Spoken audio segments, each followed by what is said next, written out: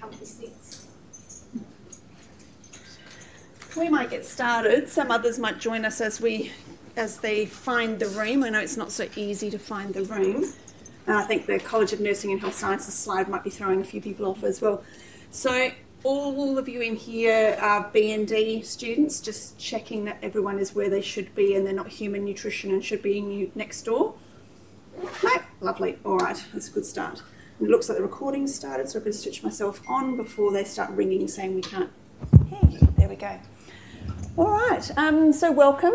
My name is Jolene and I'm the course coordinator of the dietetic programs here at Flinders. So I'd like to welcome you to Flinders for those of you who are new to Flinders, and also welcome you to the Nutrition and Dietetics family. I'll call it a family. I know it sounds a little bit cheesy, but generally, we're quite a small group in terms of students if you think about in relation to some of the big programs. So hopefully over your time with us, we will get to know you, you'll get to know us, and also getting to know each other, which and you'll hopefully form those sort of lifelong friendships that you'll carry on into your career beyond the doors here. So I guess in terms of when I started studying, I still catch up with uni friends now, and that's way more years down the track than what I'd like to admit.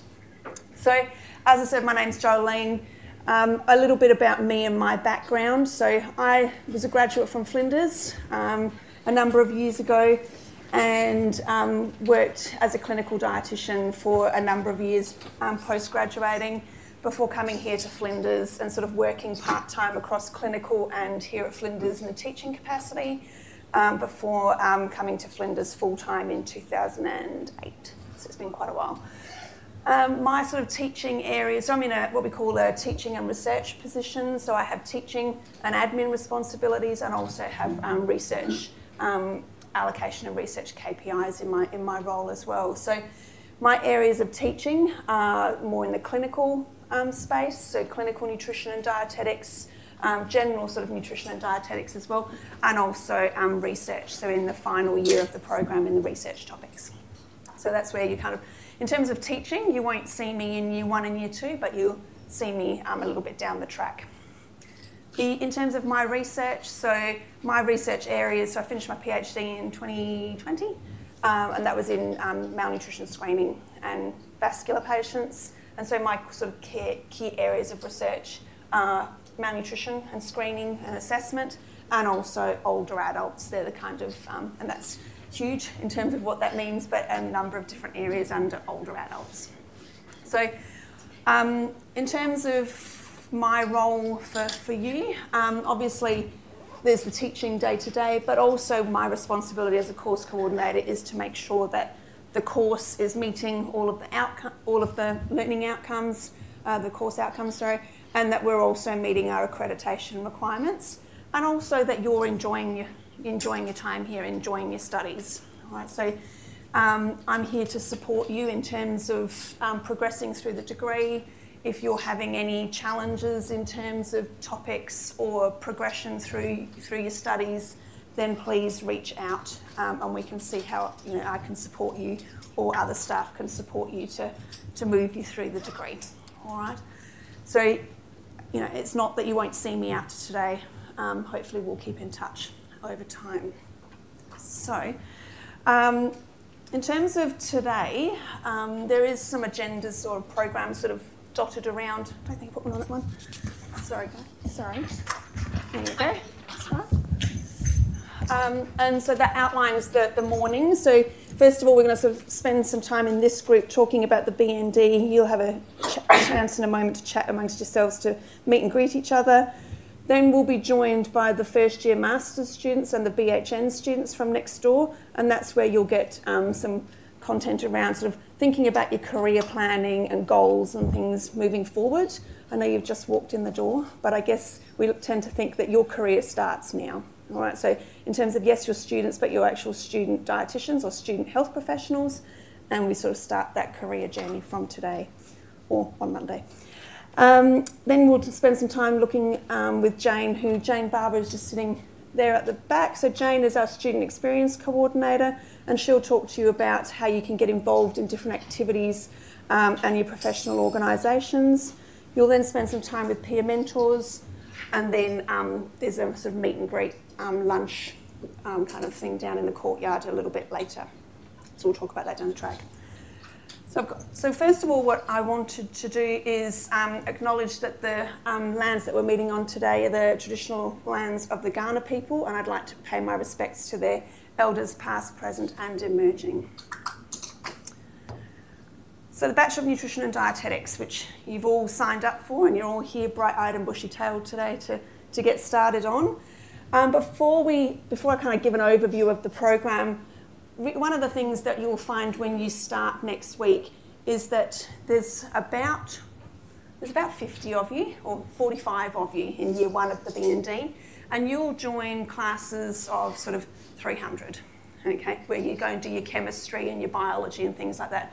So sometimes students say it's a challenge to find their dietetic classmates in those classes, or know who's in dietetics. So what I want you to do is at least meet 2 or 3 of your classmates this morning, and of course you'll have chance over the afternoon, over the day as well. And you can do it at your tables, or feel free, if you've already chatted to each other, swap around. And I'd like you to sort of, just a brief, introduce yourself. What have you done previously? So if you come from school, another uni, gap years overseas. Why is it that you've chosen dietetics? Because I think that's always a good thing to think about.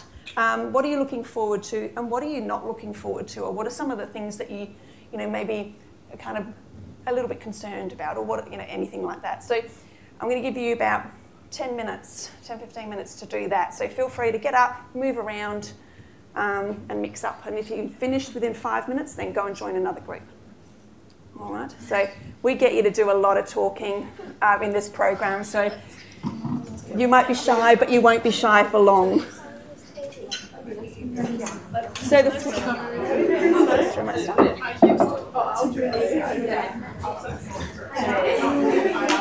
we're in. Were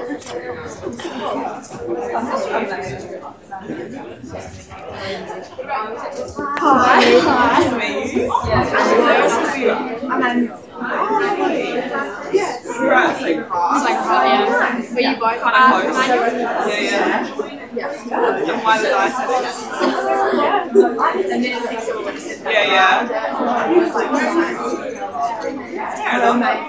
It's the same. I'm not sure what else I do. I've enjoyed it at school, and I've been saying dietitian for years because I've and I found it really interesting. You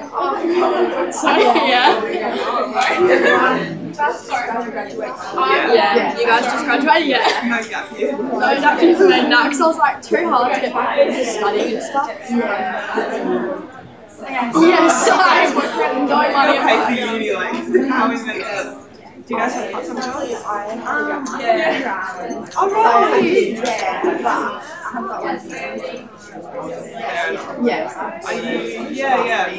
Oh, so you would know like Scarlett, Tenace? Are you at where are you staying now? I'm living with my boyfriend and his brother and his girlfriend. Their parents' house. Share the rent? Oh, nice. It's kind of close. Yeah, it's close to me. What were your guys' names? Hey, buddy. Yes, mate. Why did you guys choose? What did you choose?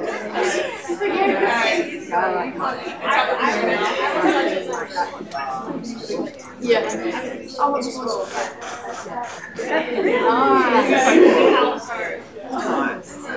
I don't really know. I just did it this year.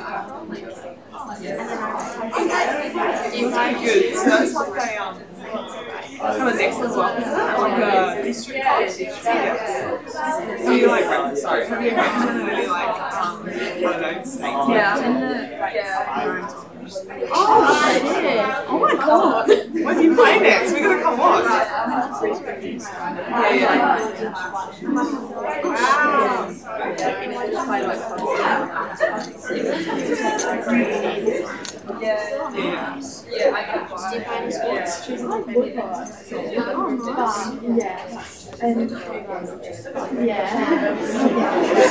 you doing any clubs? Yeah. No, they don't. I was trying to do a running club. Apparently go like athletics and then they do a little bit of running there. But So I like running, but I only want to be on an athletics team, so. I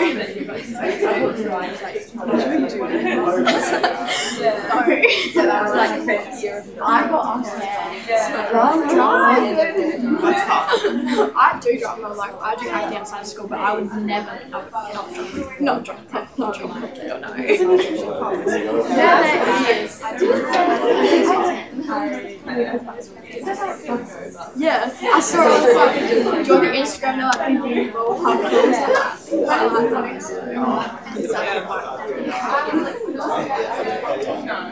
what are you guys looking forward to this year?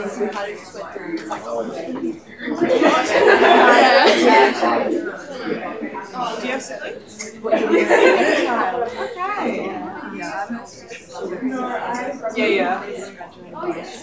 Lovely. What does she do? What are we all dreading about this course? What's the subject that you're on? Touch that. Yeah, since you're not. Literally, I've not done him for a very long time. Yeah, it's been a week here, like, Fair enough. I was torn between that and math. I did methods. It was the worst. I did methods and then I dropped it. Oh, absolutely. And you took a vet. Fair enough. It was. I had the worst teacher as well. The exam was so tough. I just passed so bad. The investigation. Oh my god. I did half that. Yeah. Did you do? Was it on the phone? Yeah. What was yours like? I remember. What took my brain? What was it on? It was like, I spent so long on that. And I was like, I reckon it took like 2 times.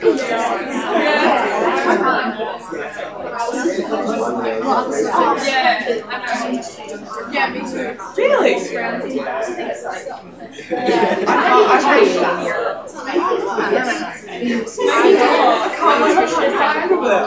I know that was a shit one year. I think that was last year. You do? yeah, you're level 1. What do you think of the exam? It was so good.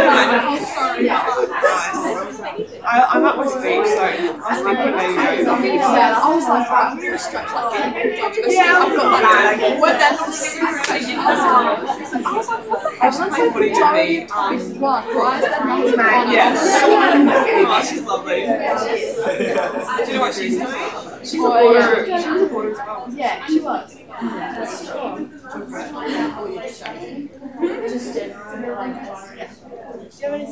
Yeah, he's doing engineering. So, the smart one out of us. Now he's here as well, not today. So I do know a little bit. No, he's like 2 years older than mine. He's doing it. I don't know how. My double degree.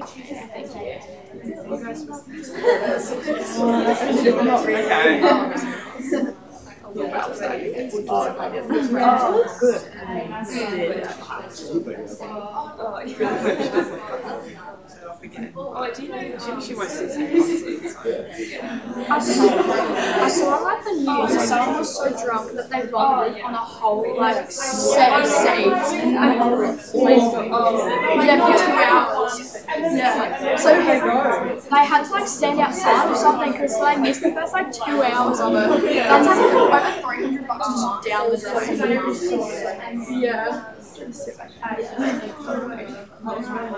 Nice to meet you. Shall I? Alright, so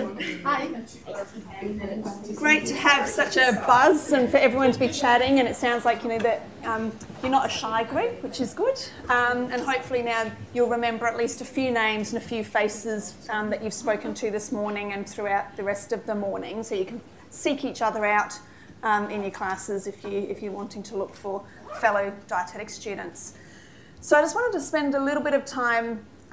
Before we do, did anyone want to share some of the things, or not maybe not your own, but others that you might have heard from others, things that you're looking forward to? It's always interesting. Or what are you not looking forward to? Anyone happy to share? Chemistry. Not looking forward to exams. Chemistry, yep, fair enough. Chemistry is a reasonable one to not be looking forward to, especially if you haven't done it before.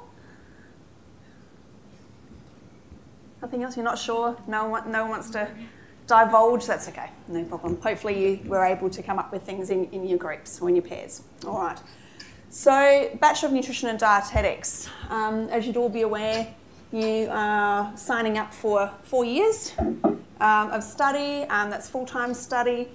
I just want to say up front, in terms of if you're looking to change study plans, if you're looking to go part-time or anything like that, please don't do it just on your own. Okay, come and see me or talk to me first, because often what I've had in the past is students will drop a subject or like drop a couple of subjects, which that's fine if students need to do that. You've all got lives. I understand that. We've all got commitments and work and family and so on and so on. So sometimes full-time can be a bit too much. But what happens is if you drop a subject, sometimes they don't have an understanding of the flow-on effect. Okay, and when you think it's one subject, it might add a whole year to your degree. All right. So if you are in that position, please reach out before you make any changes. I'll just say it up front.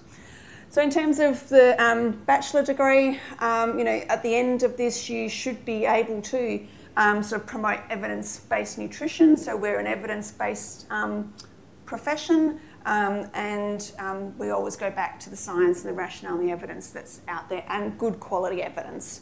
So I was saying to my daughter this morning that TikTok is not a good source of medical information, because she was telling me about ailments this morning that she'd looked up on TikTok.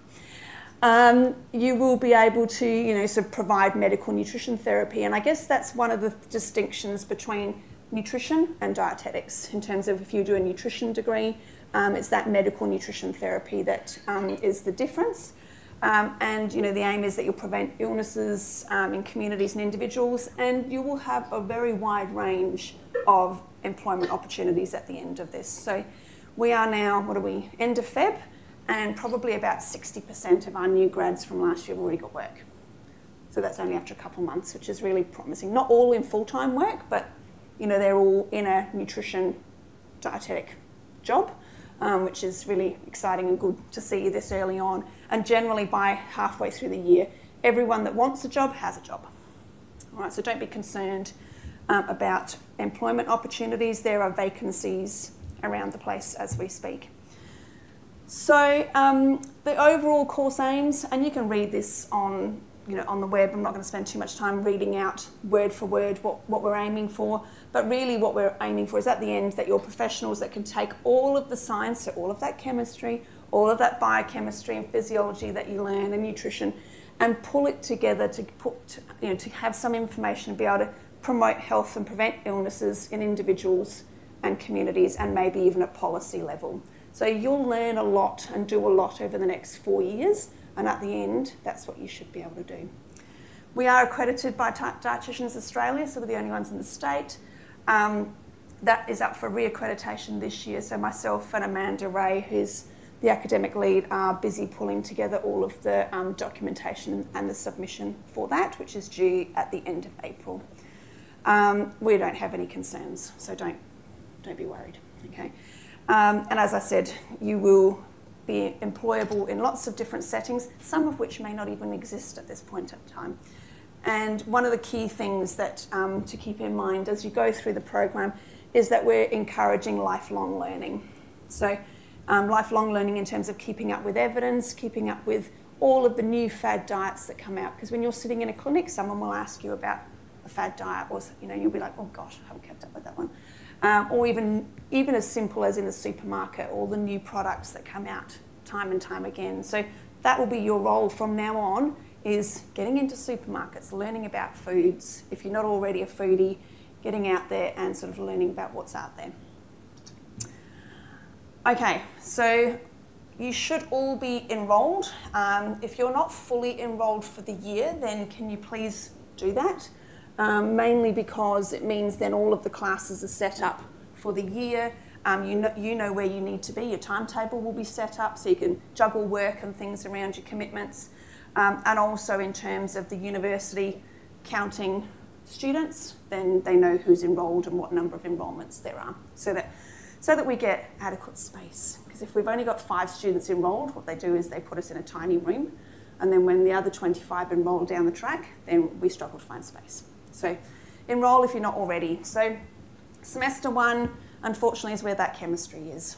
Okay, so if you're someone who has done chemistry before, then if you haven't done chemistry before, then I would do 1201, okay, because that's aimed at students that have very little to no background in chemistry. If you have done chemistry in high school, you can still do that one. You might find it a little bit easier. Or you can do Chem 1010. And that just depends on what fits in with your timetable. If you work on a Friday, for example, or have other commitments on a Friday, and Chem 1A is on a Friday, then choose the other one. Doesn't matter, all right? You'll do some biology this year. So you'll see year 1 and year 2 are very science heavy, all right? So it's 50% of your program is science. So you've got 2 biology topics in year 1. So you've got molecular basis of life and human bioscience in semester 2. We used to have 2 chemistry. Thankfully now we only have 1. So we've got 1 chem and psychology as your other science. All right. And then you'll find that in semester 2, so in semester 1, there isn't any nutrition. Okay, so sometimes you'll be in your programs, you're like, there's no nutrition. I thought I'd enrolled in a dietetic degree. What's going on here? All right. It is coming.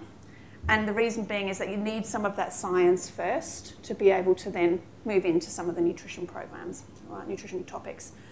So nutrition-wise, it's general nutrition.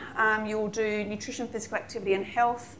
Those of you who've done year 12 nutrition, some of that will be very familiar to you, all right, which should make it easier. It's a fully online topic as well, which makes it a bit more easy to fit in around things.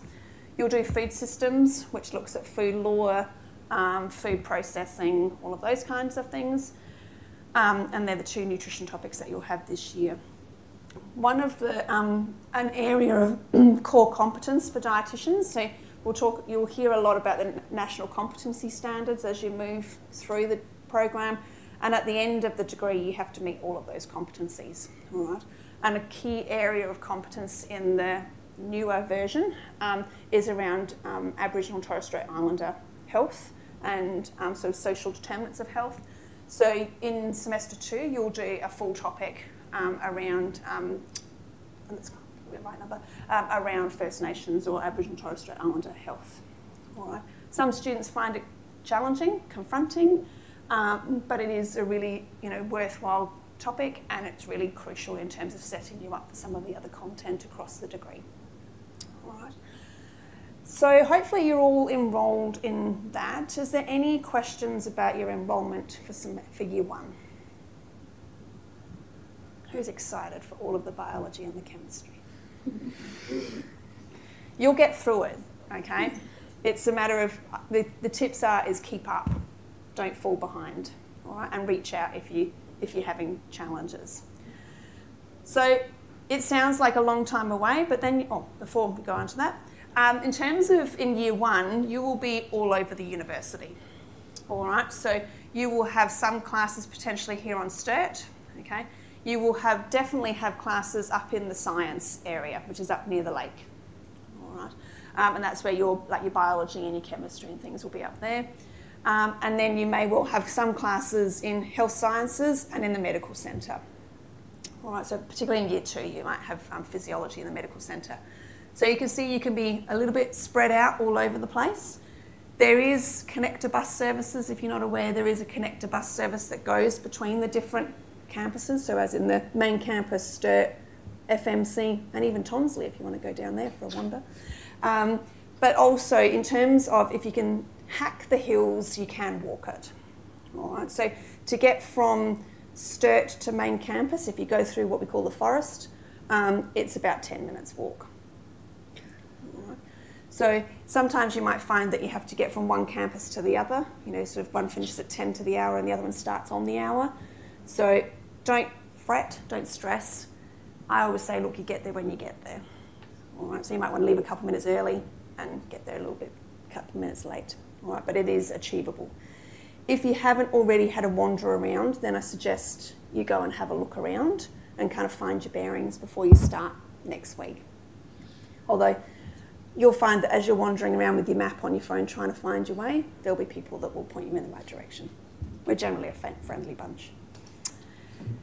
And then before you know it, you'll be into year 2. All right, and again, year 2 is science, 50% science again. So that's where you'll move into biochemistry. So you'll have biochem in both semesters and human physiology in both semesters as well.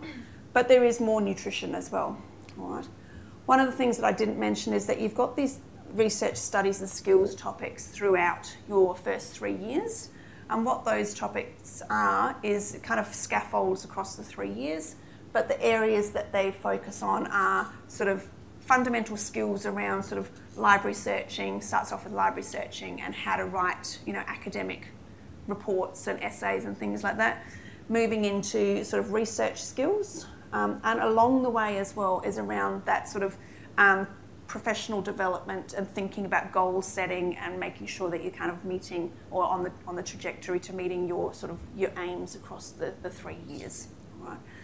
Those topics you're in with lots of different allied health programs, so physio students, still worked, OT students, speech path, so they're all in those programs. So you'll meet lots of different people.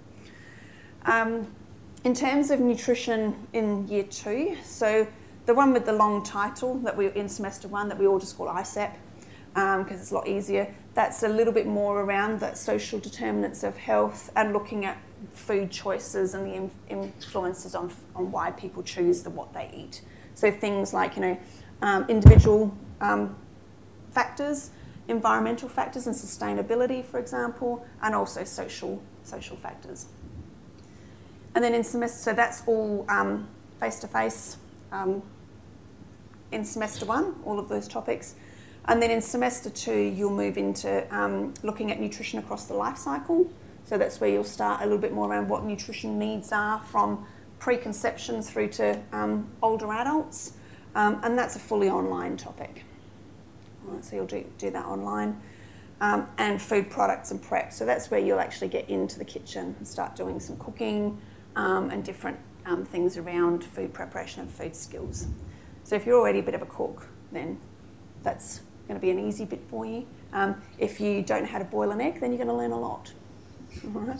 And in those classes, we have the full spectrum of what we've had chefs in there, because some students have come into the program as a chef, and we've had some that have never picked up a knife. So if you're in that spectrum, you'll be fine.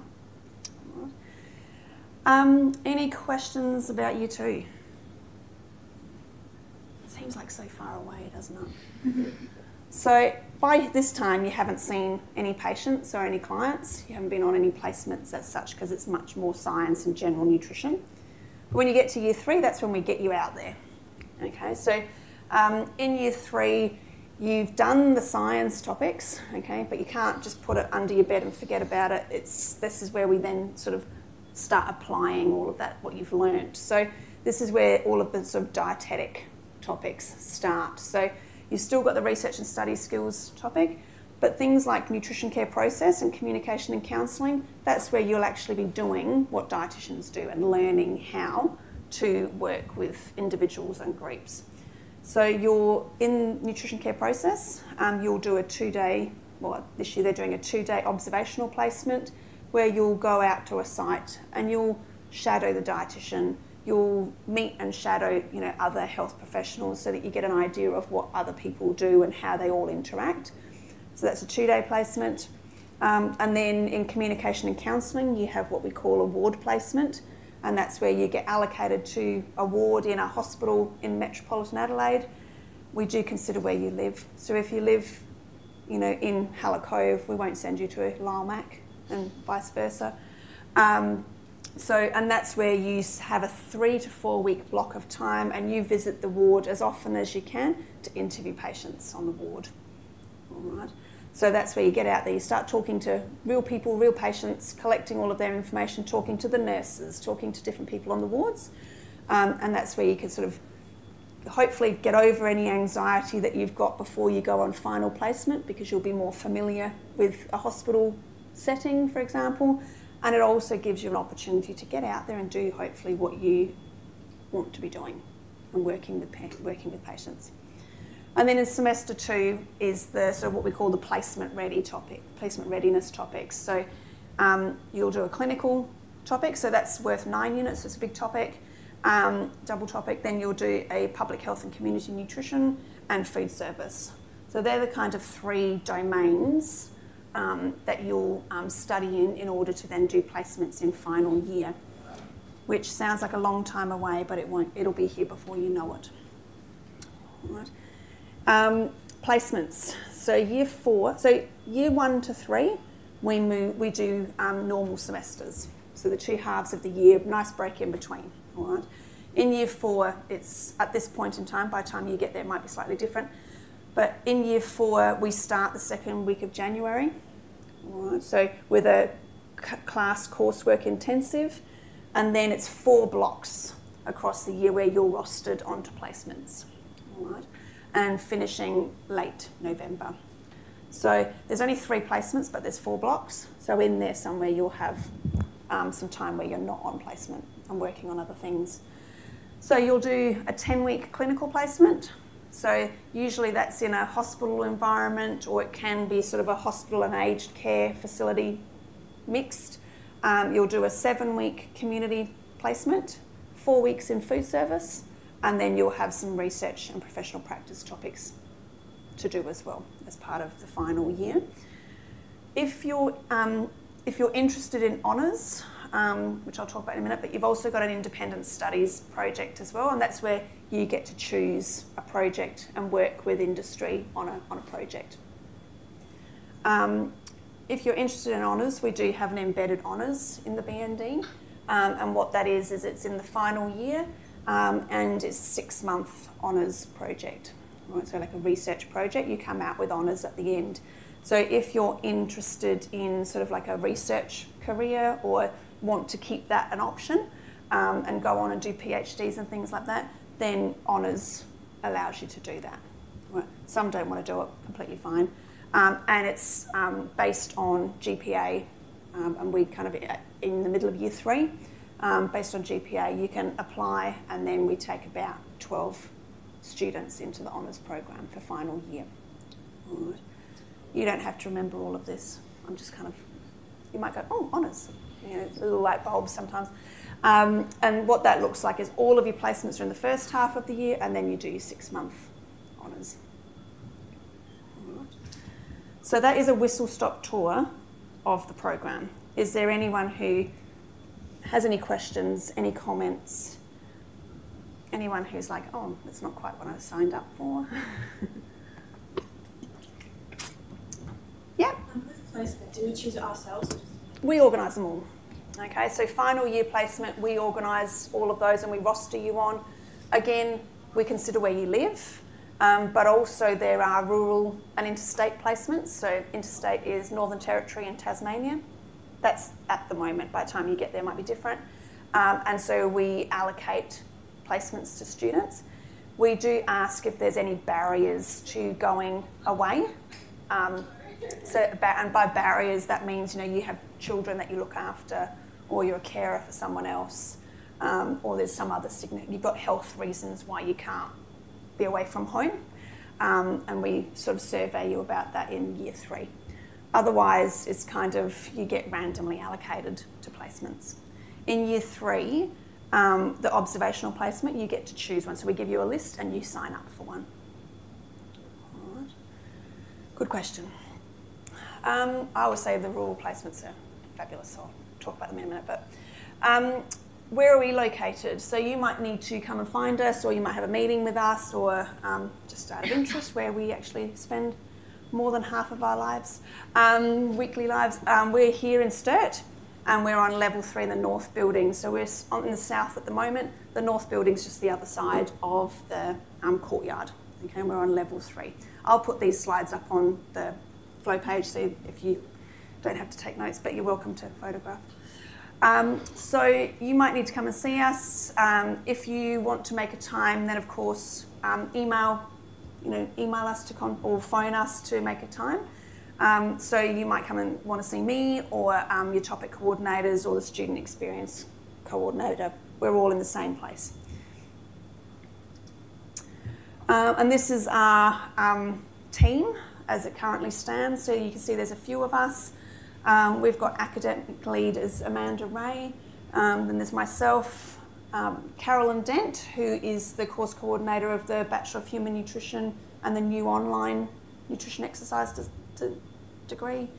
Jane Barber's a student experience coordinator, and Marion McAllister is also someone with a service role with the placement educator coordinator. So there's quite a range of people. We've only got one man at this stage.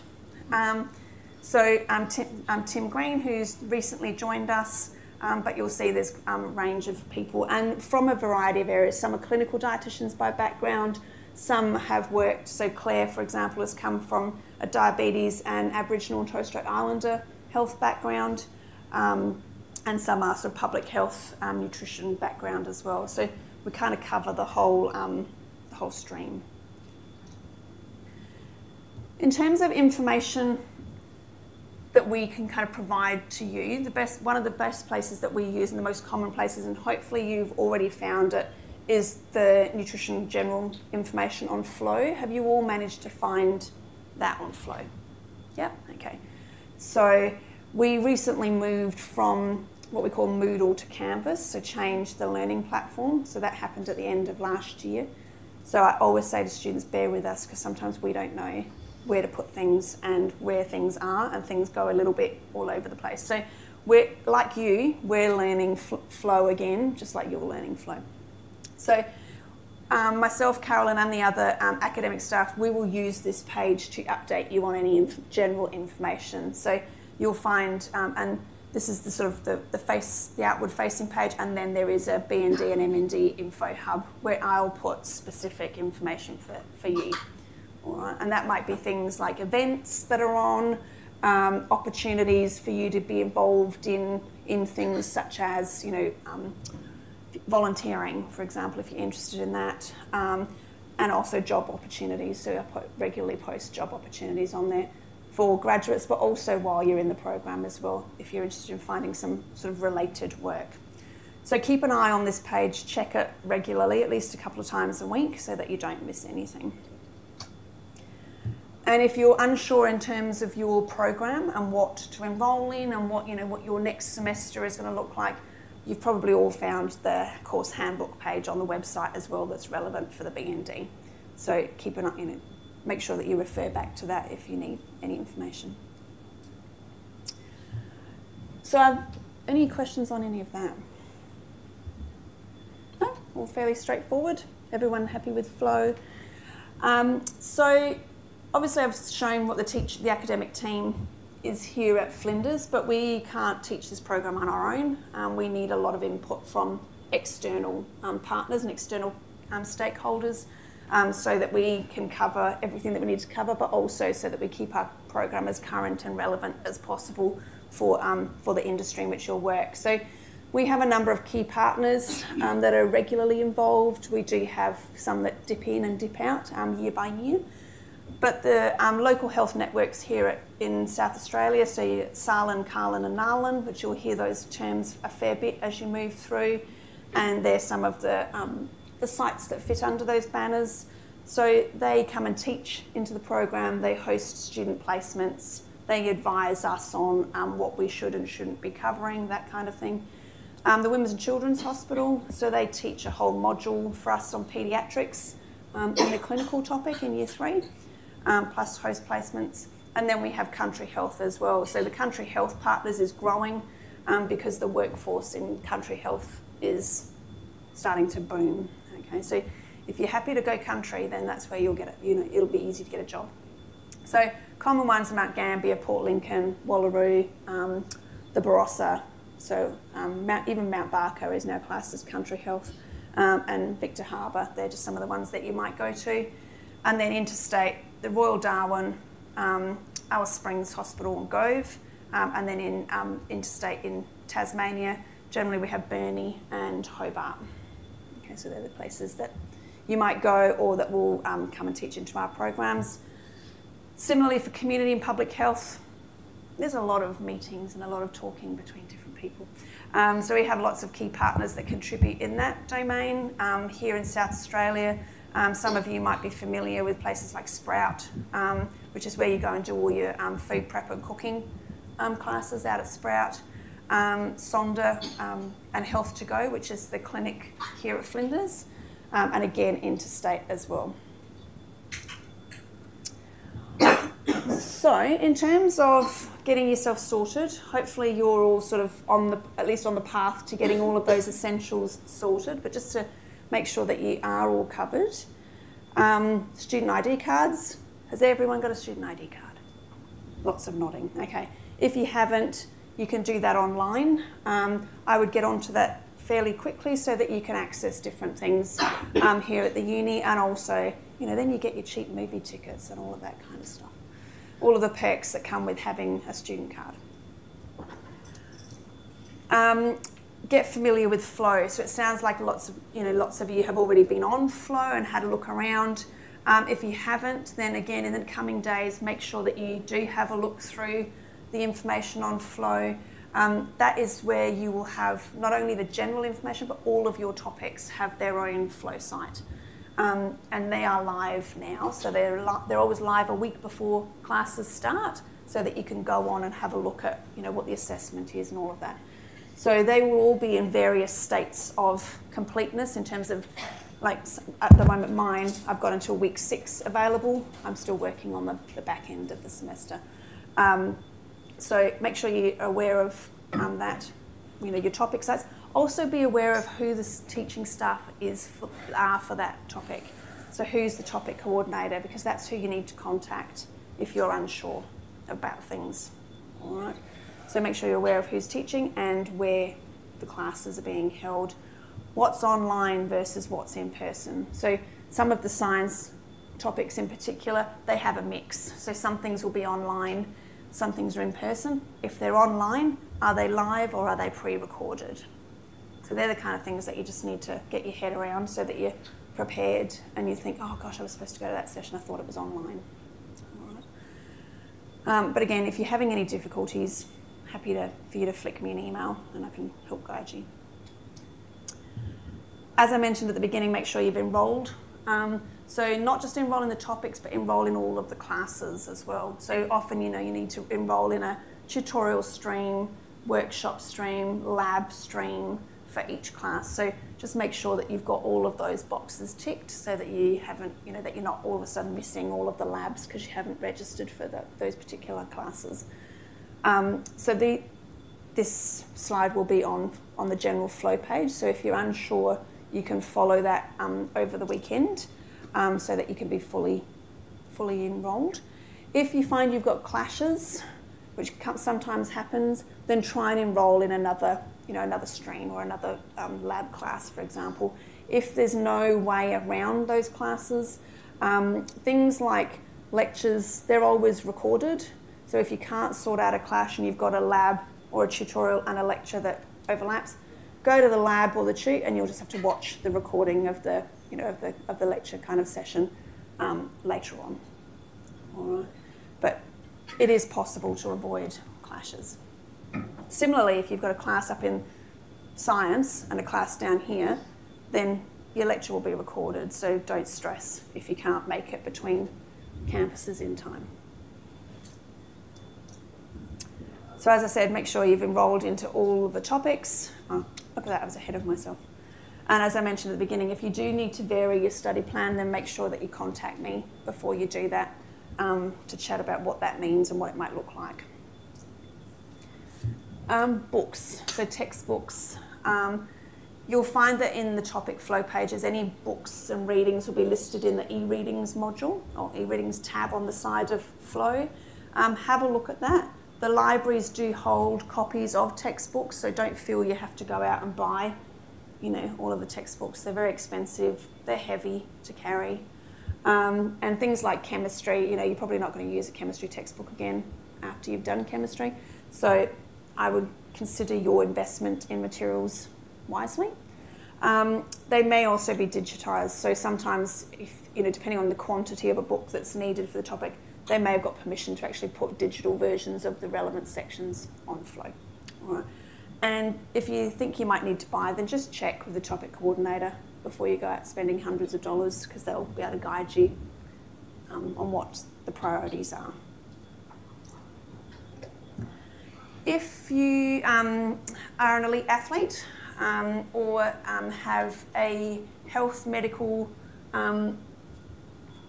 issue, then you can seek additional supports here at the university. So we do have what we call access plans. So if you have like medical, mental health, physical mobility issues, you might be eligible. You do need to go and see health and counselling for that. All right. So that might be things like, where it gives you some leverage to negotiate alternative arrangements for assessments or exams and activities. All right. And so we'll have students regularly sit like exams in alternate rooms because they have an issue with sitting, for example. All right. So if you feel that that's something of use for you or that you require, make an appointment soon. Because the sooner you get those things in place, the better. They do get busy at health and counselling. And then what your commitment then is that you provide that access plan to all of your topic coordinators. Right, so that they're aware. It doesn't say on there what the reason for it is. It just says what the potential like negotiating and alternative arrangements could be. If you're an elite athlete, there's also the elite athlete program where you can get involved in that program. It means obviously you get access to the sports and fitness side of things, but also it does give you, again, leverage to negotiate things like timetabling and assessment deadlines, or if you need leave. So we've got someone who's going to the Olympics. She's an Olympic race walker. So, she's had to take time off and rearrange study plans and things like that. So we've got kickboxing people, professional kickboxers who have to go off and do things. So it's not unusual in our program. So again, if you fit into that, then look into getting that program sorted out. Crucial dates. So just so that you're aware, there are a number of dates and time points that you should be aware of. In terms of enrolling in new topics and fees, they're all due at the end of week 2. So that's the last day that you can enrol in a topic. If you haven't enrolled by then, sorry, but you can't. All right. So that means even like changing enrolments and things. Census date is end of week 5. So that's where you might be in a topic and realise it's not the topic for you, or things happen in life and you feel you can't study full time. You've got until the end of week 5 to withdraw and not have to pay. And then there's the other 2 withdrawal dates where we've got withdraw without failure, which is end of week 9, and then a withdraw fail is at the end of week 14. All right. And in terms of like the WN and the WF, they appear on your academic transcript. All right. So just keep in mind if all of those time points, and just reach out if you're unsure. In terms of where to go for any help, as I mentioned, health and counselling are here if you have any health issues. Also, feel free to come and talk to us. If we're humans. Sometimes people might not think that. We're humans, and if something happens in life and it's impacting on your ability to study, then let us know. You don't have to go in, you don't have to divulge details if you're uncomfortable doing that. But if something happens and it means that you can't sit exams, so I don't know, if there's a death in the family, for example, and it means it's really impacted on your ability to prepare for exams or sit exams, let us know and we can make alternative arrangements or help you to make alternative arrangements. All right. It might be that you, touch wood, no one does, but you might break a leg. And so standing in a chemistry lab is going to be pretty challenging. So we can help you negotiate, alternative arrangements or delays, things like that. So don't feel that you have to tackle everything alone. We're happy to help you in those situations as well. or there's health and counselling if it's something more ongoing and bigger. You might need some financial assistance, so there is financial guidance out there. General queries, there's a number of things, so excuse me. Get familiar with Ask Flinders, so that's on the web. That's where you put through any requests. So some of you may have put like credit assessment requests through. That's all through Ask Flinders. If you've done prior study that's of relevance and you haven't already, then feel free to apply for credit. All right, you might get it, you might not, but you can consider that. And the other person in our team who also has responsibility around your experience, your success, is Jane Barber, who I introduced a little bit earlier as our student experience coordinator. So there's lots of opportunities for help. Don't feel that you have to be on your own. And also people in the class. So you've also got your classmates for support as well. Any questions? Do you all still want to stay? I hope so. Hope so. No, if there aren't any questions, housekeeping, which I forgot to say at the beginning, the toilets are just down the corridor to the left. I can see the little blue signs on the left there. So if you need the bathroom, toilets are there. If you need refreshments, then the cafeteria is pretty much down on the bottom floor in the courtyard. Then there's, also if you want to run and grab a coffee, you might have time, you've got 9 minutes, then feel free to do that as well. So I'm going to stick around for a little while. If you've got any questions you want to come and ask me, feel free. But at 10 is when we're due back in here for the sort of next session. All right. So thank you for listening to me go on. Turn that on.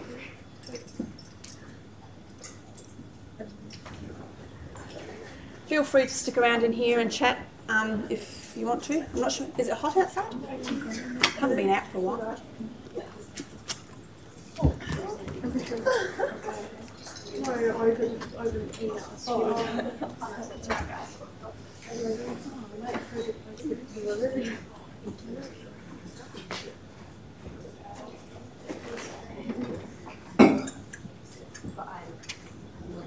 Hey, specific question. I'm type 1 diabetic. Do you think I should go and get a vaccine? I would. Yes, I would. Only because, and you might not need to use it, but it's absolutely. And we've got a number of students with type 1 who all have access plans, and it depends. Like, 'cause some people are well controlled, some aren't. And things if you're going on placements and things like that. It's useful to have. So make an appointment. Thank you. No problem.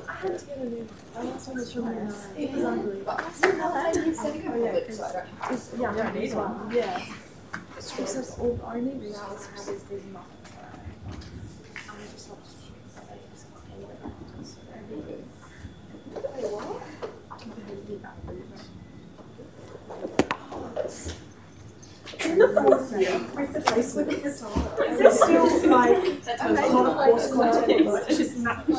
So in 4th year, you have, at this point in time, there's a 3-week coursework intensive that starts in January. So you're here for January. And then when it comes to the rest of the year, you would have occasionally like Wednesday afternoon tutorials related to placement. So if you're on clinical placement, there's like it's fortnightly tutorial that you come back here with all of your classmates that are on placement. And the other thing is for the research topics that there are things across the year, there are some journal clubs and some drop-in support sessions. So you can still talk to your lecturers and things about what you're doing at placements. That's right. And we're always here. So if there's anything that you want to chat about, just take the time. When you're on placement, like each placement has a coordinator here at uni. So like a manager is a clinical one. So she's the person who will regularly touch you. She's the one that if you're having challenges, then she'll support you through those challenges in addition to the placement side. And the other placement side. And then you're often in a pair, at least a pair on placement, so you're very seldom on your own. And that's the same if you're going to stay. We always have a pair. Someone else to go with you. Well, and it helps in terms of maybe something to live with and a kind of support person. And And then you get to see everyone else at the general Yeah, it's a busy year. It might be slightly different by the time you get there. But They're meant to be. so what was your name, Jess? I'm Jess. Yes. What's your surname? Clark. I have names. I got a list of names and Trying to remember which is which. yes, but that's right. We'll get there. So where have you come from? So I graduated school in 2021, and then for the last 2 years I've just worked at the Moms and Children's, just doing admin kind of things to figure out what I was interested in. Yeah. Did you do any work experience or anything with the nutrition department? No, I haven't, but I've been booking for the last little while general surgery and a lot of the PEG insertions, so I got really interested in that, and it was so fascinating, so that's kind of where Oh, good. I got interested. Well, and it's good just to be in that kind of environment. Yeah, medical just to see how it environment. works. So that's been great. How are you, Meg? I'm great. How are you? I'm good. Come on in, are you master students? Yes. Come on in. Yeah, just find a seat. Yes! Oh! Library. So, library is that's hilarious. there's a left-hand corridor. Just head down the corridor and the I think I know someone you don't know. Here in the library, that's very well. So, yeah, there's a left turn soon after.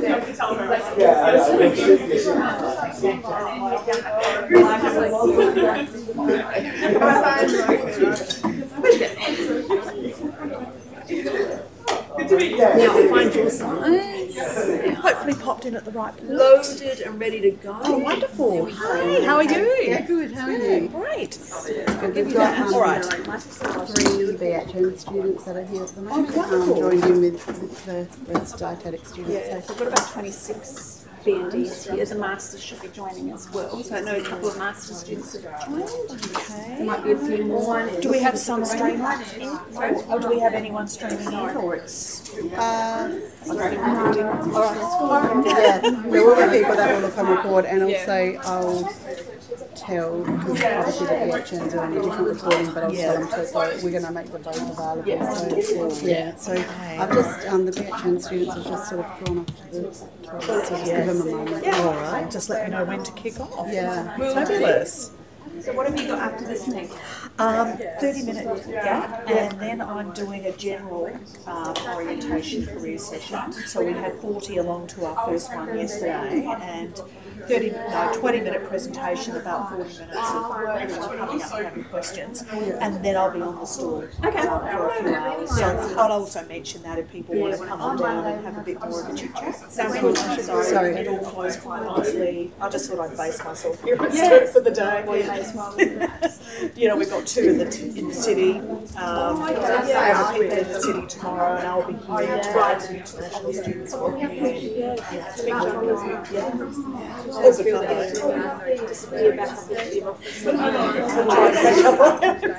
We'll just wait a couple of minutes. No problem. Join in. Squeeze on a couple. Jimmy,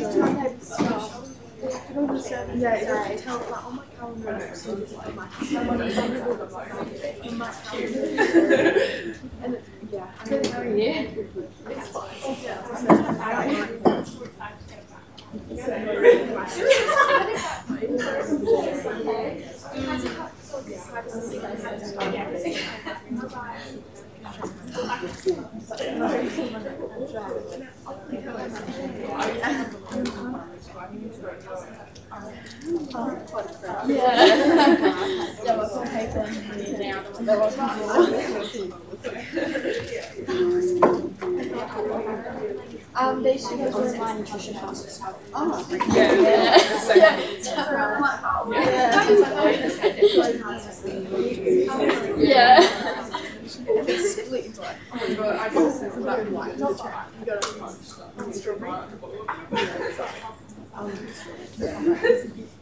many master students have joined us?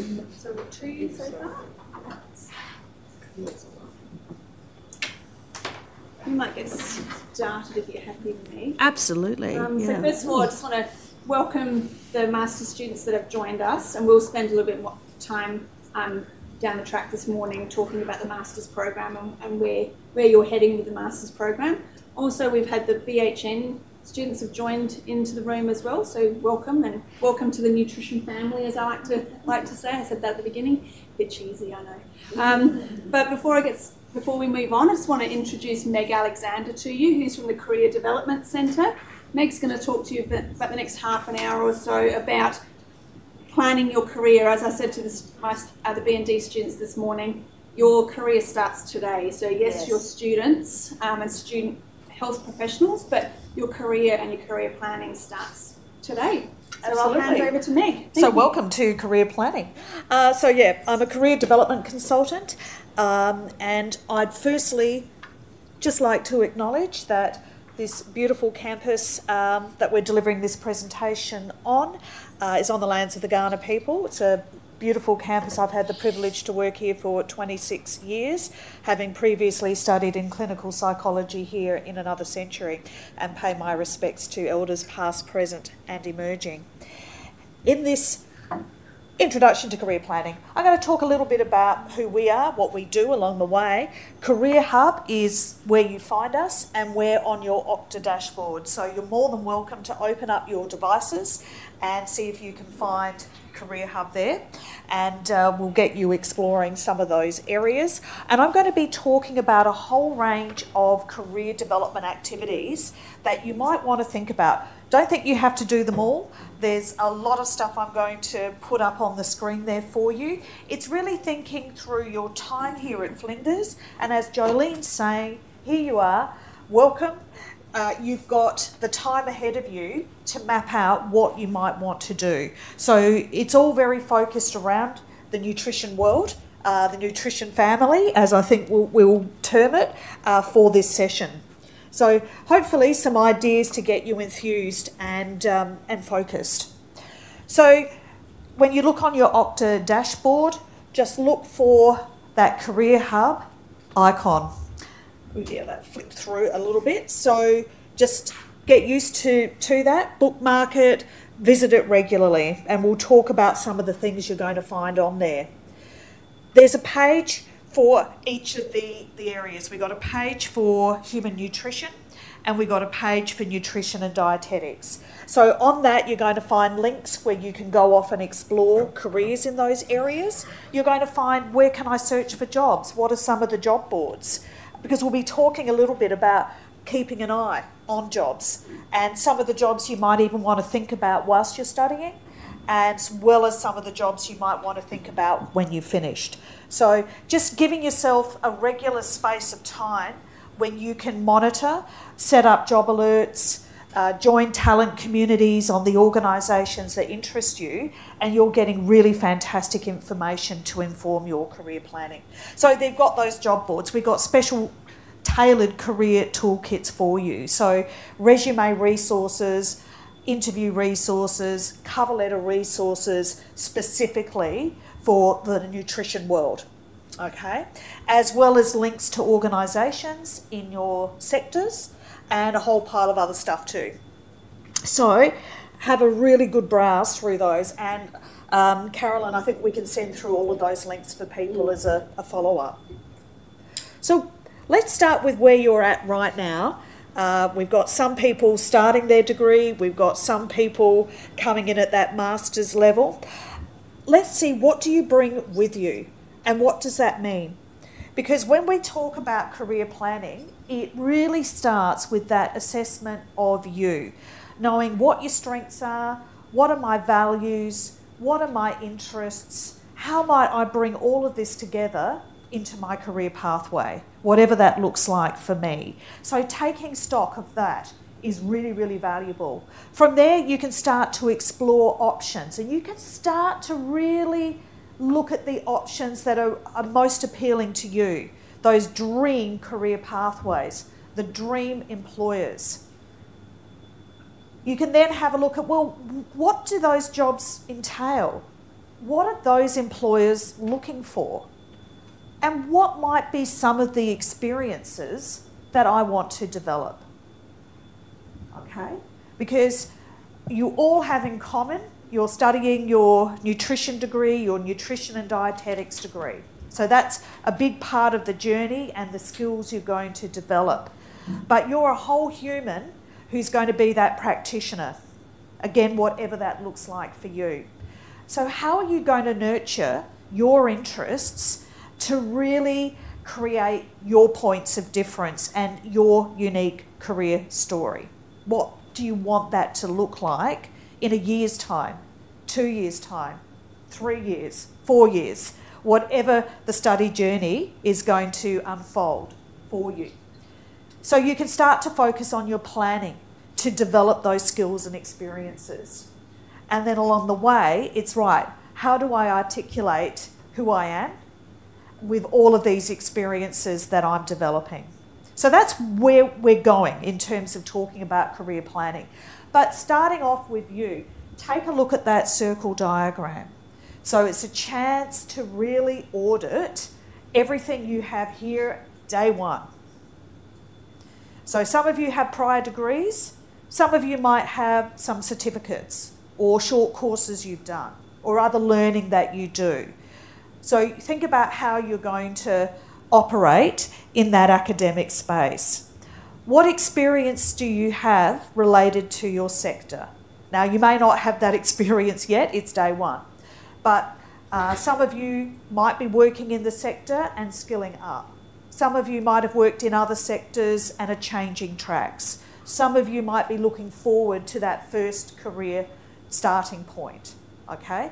But you bring skills from all of those areas where you look at that space to go, okay, so maybe I don't have a lot of experience or any experience yet in that sector. What can I do to develop experience? Okay, so that might be for some placements, it might be volunteering, it might be getting some paid work. So we'll have a look at all of those strategies. Employment. Is anyone who's currently working in a casual job? Yeah, yeah. So don't ever overlook or underestimate the skills from working in those casual jobs. Employers love it. It's part of the story. Or it might be other career experience. But from that, they get a sense of you've got communication skills, there's resilience, there's maturity, there's relationship skills, teamwork skills, working under pressure, working in a team, solving problems. All of those skills are transferable. So that's got a place in the story. But again, take some time and think about, well, what might be some of my options to really develop that? And then who are you when you aren't working or studying? So sometimes we see those points of difference in that extracurricular space.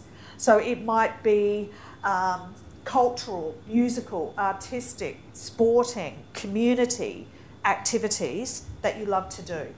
So again, have some thought to over the next semester, over the next year, over the next couple of years, what might be some of the things I want to put into place. So we're going to talk through some of those strategies for you. It's all about creating that unique story of you, that when you're applying for those jobs down the track, you've got that wonderful set of experiences that you can share to that dream employer. So we talked a bit, don't worry too much about the fine print. I've just got a couple of examples. This one's nutritionist. So it does call for some experience in the nutrition and healthy lifestyle program and, programs and preventions. But what are some of the things they want? Relationship management skills, collaborations, build relationships, project management, report writing. So there are going to be some common skill sets that you see across a lot of these jobs. And when you go and have a look on a job board, throw around some keywords, have a look 3 to 5 years into that postgraduate future and start to see some of those roles that you might want to aspire to. Okay, so that's one example there. We've got one for the dietitians, and for this one I chose Peter MacCallum Cancer Centre. So they have graduate positions that they do put out each year. That might be a specialist interest that you have, for example. So if we again go down here, what are they looking? Hardworking, interpersonal, organisation, communication skills. You're going to see them again and again and again when you look at the job advertisements. So again, think what might be additional ways I can showcase those skills beyond purely my course of study.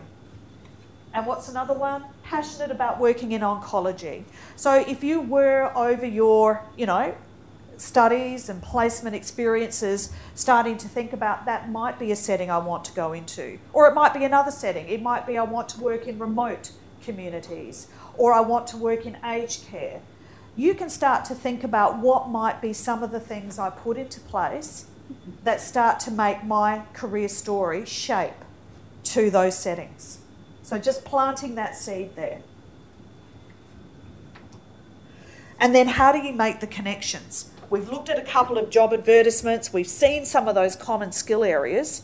How do you make the connections? And maybe you can look at your career map, your circle, in those 4 parts and start to see, oh yeah, okay, maybe I already do some volunteering so I could show some community values. Maybe I could demonstrate I can work in a team from that, or from my casual job. Or, maybe I'm really into sports, so I can show those values of building a team spirit, respect, integrity. Through the studies, achieving academically might show certain values, excellence, motivation, quality, drive. Or placement feedback might show some of those skills. So you start to make those connections between all of the things you do in your life and those skills employers want. Okay, so just illustrating there's value in everything that you do. But you might want to start shaping that story. So here's a couple of examples. Are you the student who's really interested in health promotion and wants to go into rural remote health? So took an office in the Flinders University Rural Health Society, reads the weekly newsletter for remote health professionals, did a placement in the Northern Territory and does fundraising for the Royal Flying Doctor Service, and in your spare time likes exploring remote wilderness in Australia. Suddenly you've got a very direct package that you might then go, hey, I'm all about this. Equally, you could take that package and make it relevant to another setting, but I just want to show how you can think about cultivating those strands of interests into settings that you might particularly aspire to. Or again, if you're the one who's passionate about oncology, subscribes to palliative care matters, really love working in those settings on placement, volunteers to create wigs, turbans, beanies for people who've experienced loss of hair through treatment, and done some Mother's Day classic runs. Again, suddenly, there's a lot of connection you can show. So you can really do that quite strategically, but equally, anything you start to do is building and developing your professional profile and your resume. So just some ideas there. So look at job advertisements, start to reflect on what do I like, what don't I like, what's standing out to me. Start to think about, do you have mobility? Where are you looking for work? Are you looking in Adelaide? Are you like to be looking interstate? Are you looking city? Are you looking rural remote? So you can start to think about those areas. You can start to really map who is there. What can I do to stand out? I'll just skip through these fairly quickly because I think everyone's going to get a copy of the slides. But looking at the job boards, you start to get that sense of, well, what are some of the keywords? Nutrition advisor, food hub coordinator, health promotion graduate, community engagement, program coordinator. So start to play around with those keywords. For dietitian, obviously putting dietitian in there, but you'll also see it come up under health coach. So Bupa were advertising for health coaches, including people from that background. Health consultant. Look at the settings that you're going to find them. Private sector, hospitals, government sector. Okay? So start to familiarise yourself there. Now I know most of you are currently working in casual jobs. Maybe some of those connect already to the sector, but maybe you might have some plans to take that paid employment closer to your target role. Okay, so these are just some examples. They're from facility services providers, so they do some of the service delivery in hospital settings. ISS and Downer are some examples. Now, these were up on their boards in January. They won't necessarily be there now, but they do come up from time to time. Diet liaison, menu monitor, food services assistant, cafe team member.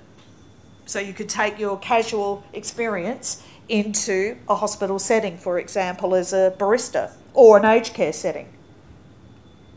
ISS currently have the cafe attendant. I think that's at Flinders Medical Centre. Barista skill is a bonus, but we're happy to train you up. Okay, so, you know, just again putting out that idea, do you want to take your brand into that setting? Or food services assistant, Modbury Hospital, Flinders Medical Centre. So just putting some ideas there. Compass Group is another one.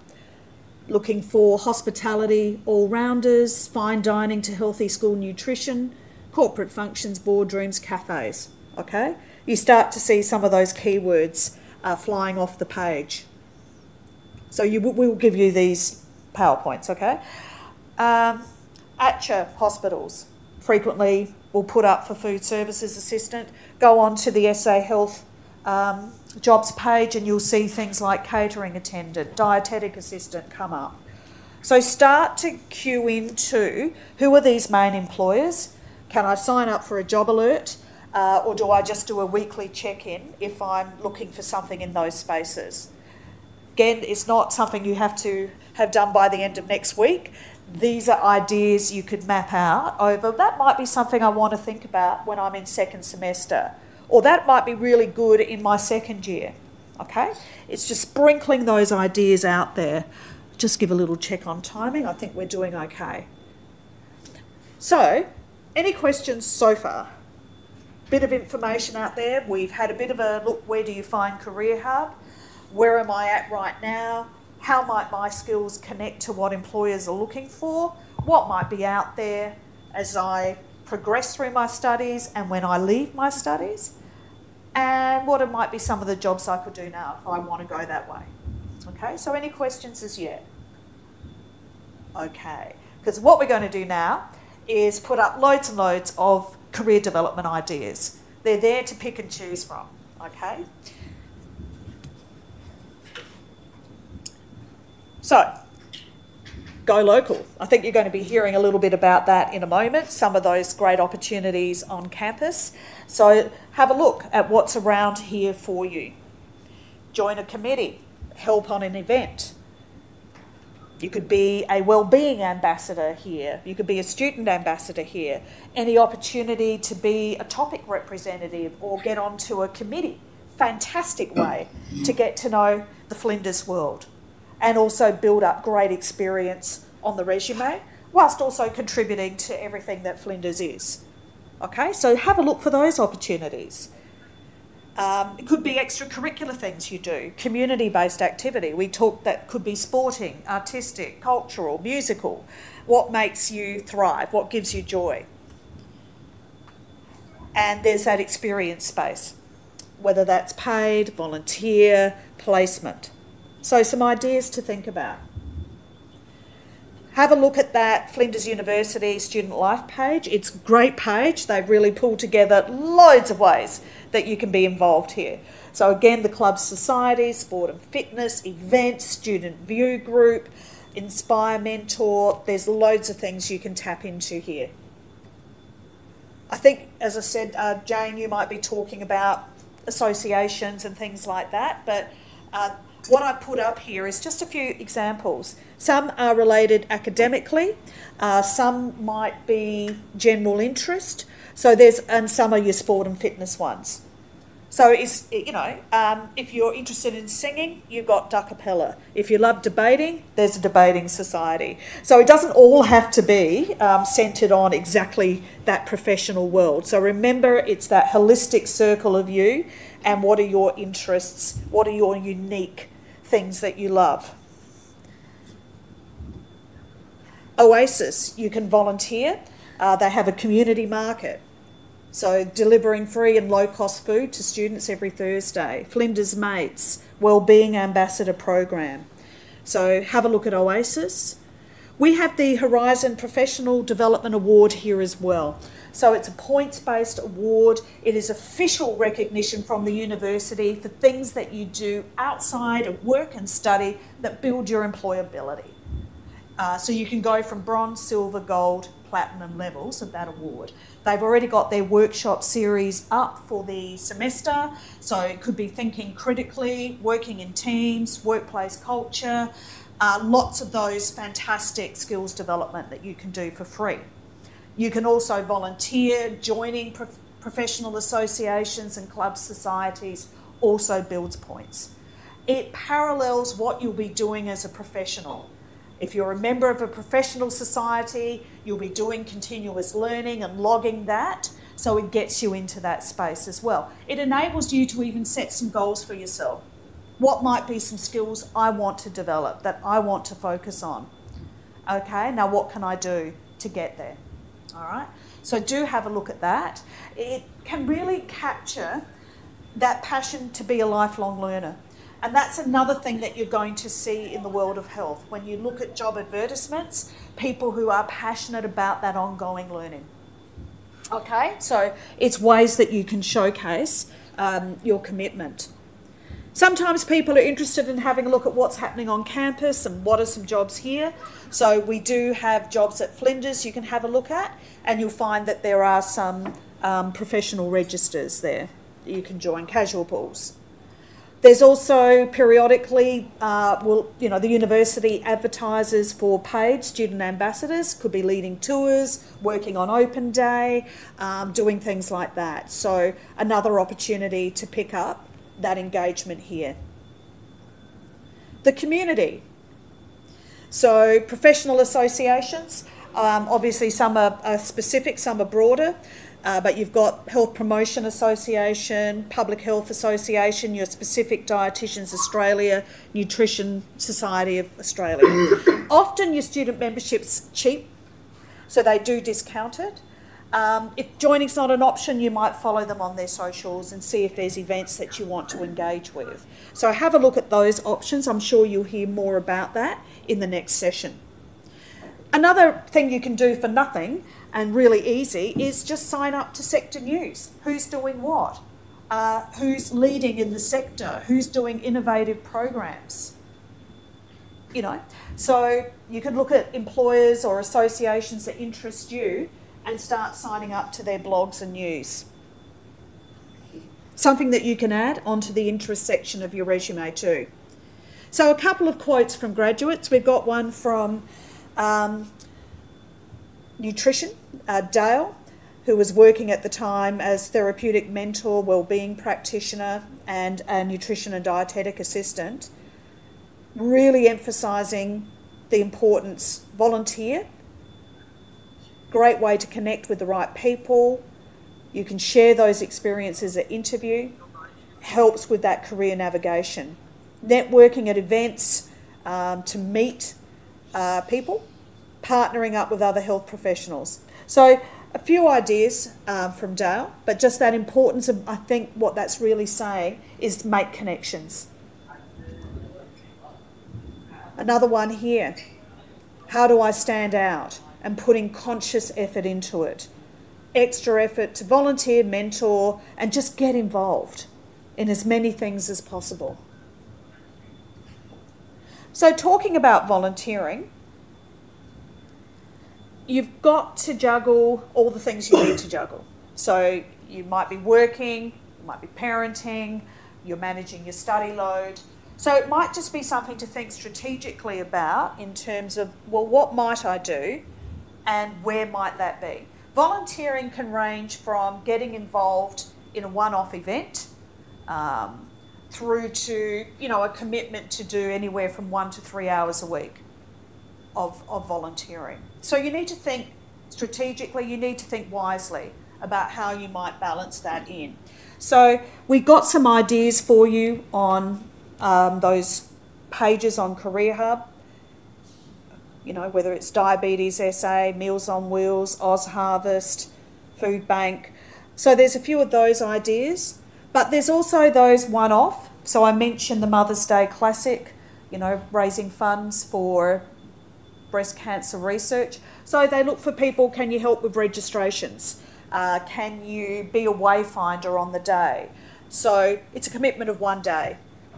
Sometimes there's the opportunities to be involved with an organising committee in the lead up.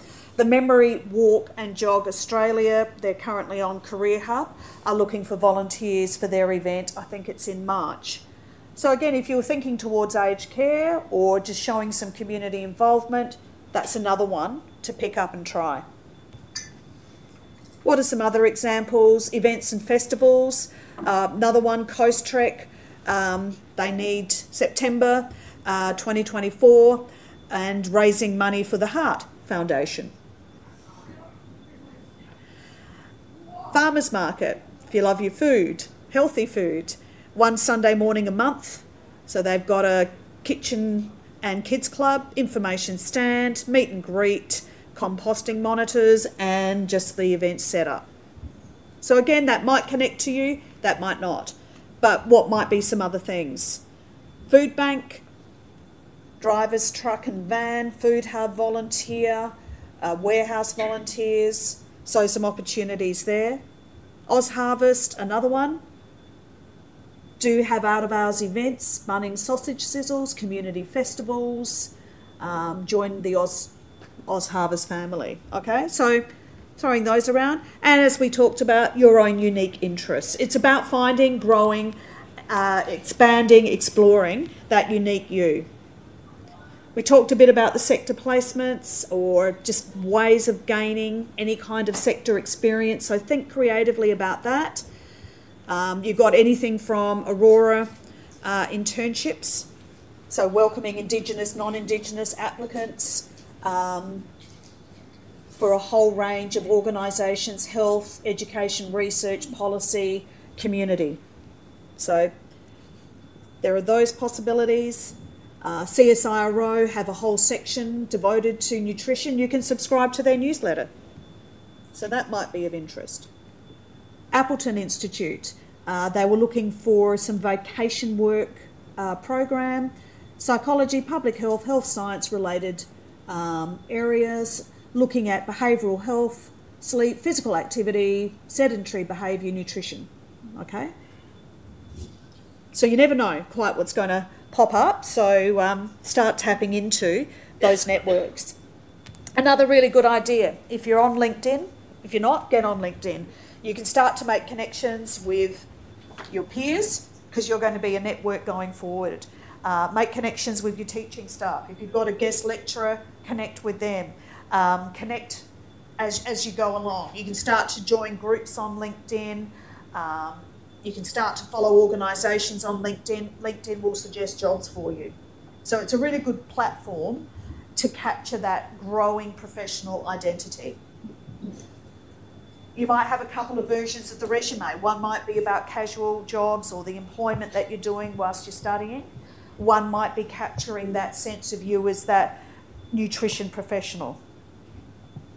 Okay, so you're really thinking about that audience. You can start to make connections with alumni. So Flinders have an alumni page and you can start to have a look at, well, where are people from my course gone? What are they doing? What had their stories look like? And there's a little bit we've captured there, health, public health, nutrition.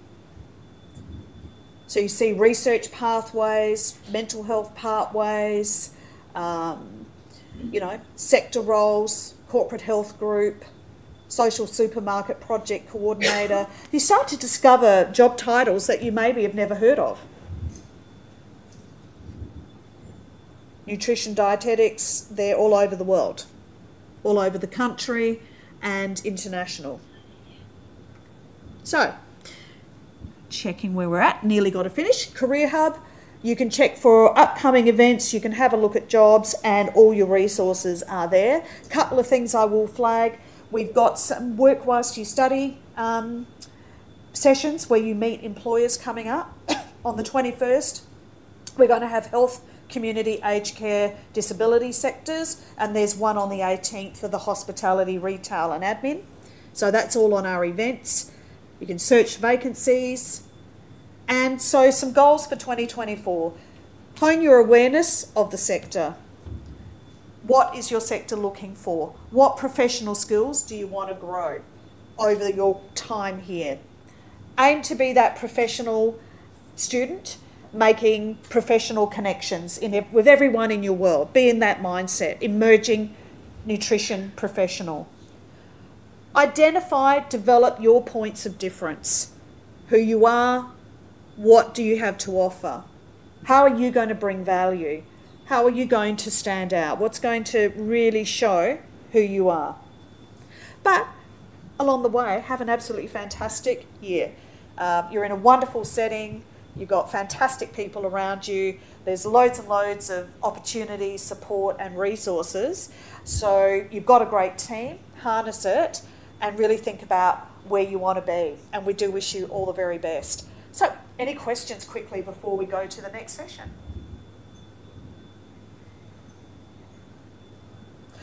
I will be on the stalls here, so I'm doing another session at 11 till 11:30 and then I'm heading down. So if you want to come and have a chat one-on-one, I'll be wherever the stalls are. Here at Stir? Yeah, yeah. Probably down by the outside the cafe. Yeah, somewhere there. I'll work that out after I've done my presentation. Okay, thanks. Thanks for having me. Thank you.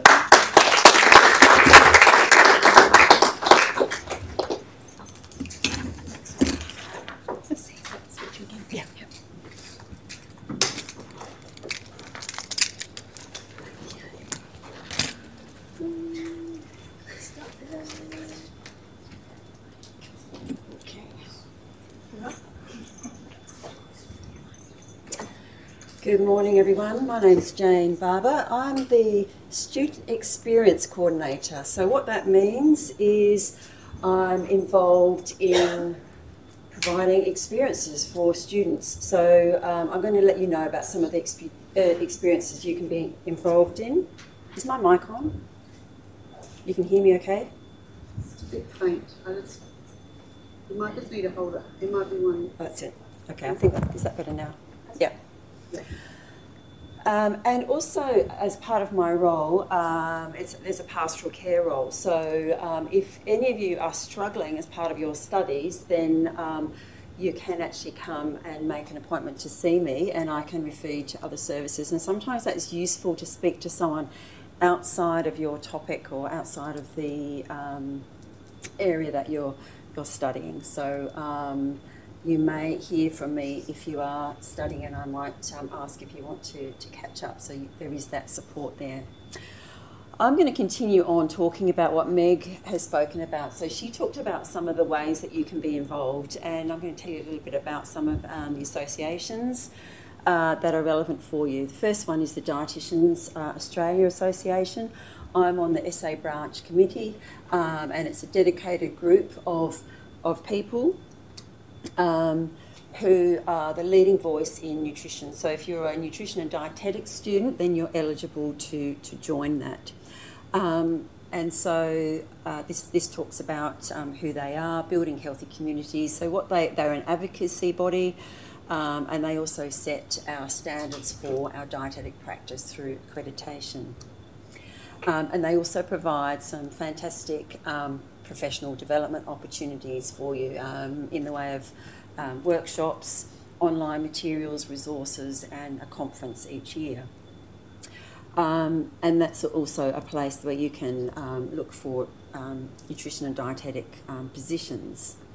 So for students who are studying nutrition and dietetics, it's actually free. So I'd recommend that all of you who are doing the nutrition and dietetics degree, that you sign up and you take opportunity for this, because it's actually, once you graduate, you have to pay a little bit for that. Couple of dates for your diary that Dietitians Australia are putting on. So if you want to get your phones out and put them in your phones, that's fine. First one is that for the Nutrition and Dietetics students, there's a networking event where you get a chance, or take a photograph, that's a great idea.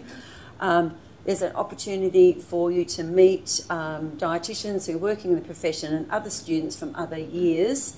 And it's a walk at Brighton Jetty, and that's going to happen on the 7th of April. You do need to register for that, so it's just a matter of either contacting me or going to the Dietitians Australia website and registering there so we know, and you get a free coffee. Another one is that the student reps here for Dietitians Australia are organising a student event, so you can come. It's only an hour, it's on a Thursday afternoon, it's based here. You have a chance to find out a little bit more about what Dietitians Australia have to offer. Another subgroup is the Sports Dietitians Australia. Now the great news is that if you are a human nutrition student, you are eligible also to join SDA, Sports Dietitians Australia, as a student.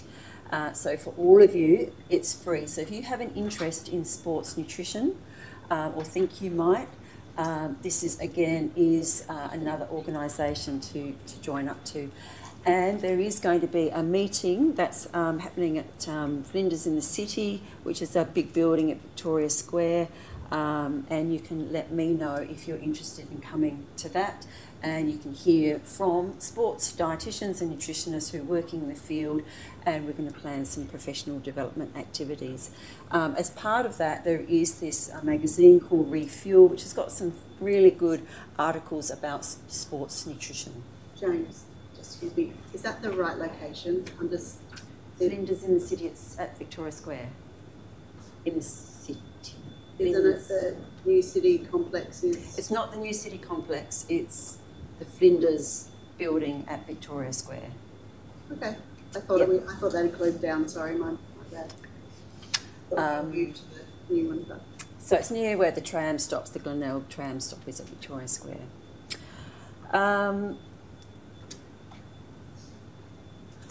And then for all of you as either a Bachelor of Human Nutrition or nutrition students, there's Nutrition Society of Australia. So they're a little bit different to Dietitians Australia. I'm also a member of them. They have some fantastic events in Adelaide. One I went to recently was about gut health, and I learnt a lot about the latest research in gut health. They're very much a more broader nutrition, a lot of research that they bring. There's also a conference that students get reduced cost to going to that. But there is a cost for NSA for BHN and BND students. It's $44 a year. It's still great value because if you go to their events, there's a dinner that's free. So if you go to the dinner, then it's paid for itself pretty much. Plus there's other events throughout the year, and for master's students or anyone who's postgraduate, it is actually more expensive. It's $88. So both of those associations are worth checking out. So student experience, so this is me. I've talked about organising nutrition activities and communicating with you what's going on and linking you to university supports. So some of the things that you can get involved in on campus, Meg mentioned the Flinders Community Market. So that is an opportunity for you to help at the market where produce is donated. What I wasn't aware of is that some of our previous students did a survey across the campus and found that quite a large proportion of our students on campus are food insecure. That is, they have identified that sometimes they don't have enough money to have sufficient food or choices of food, and so the community market helps provide cheap food, and there's an opportunity for you to volunteer. There's also opportunities for you to volunteer to do some cooking demonstrations at that market as well.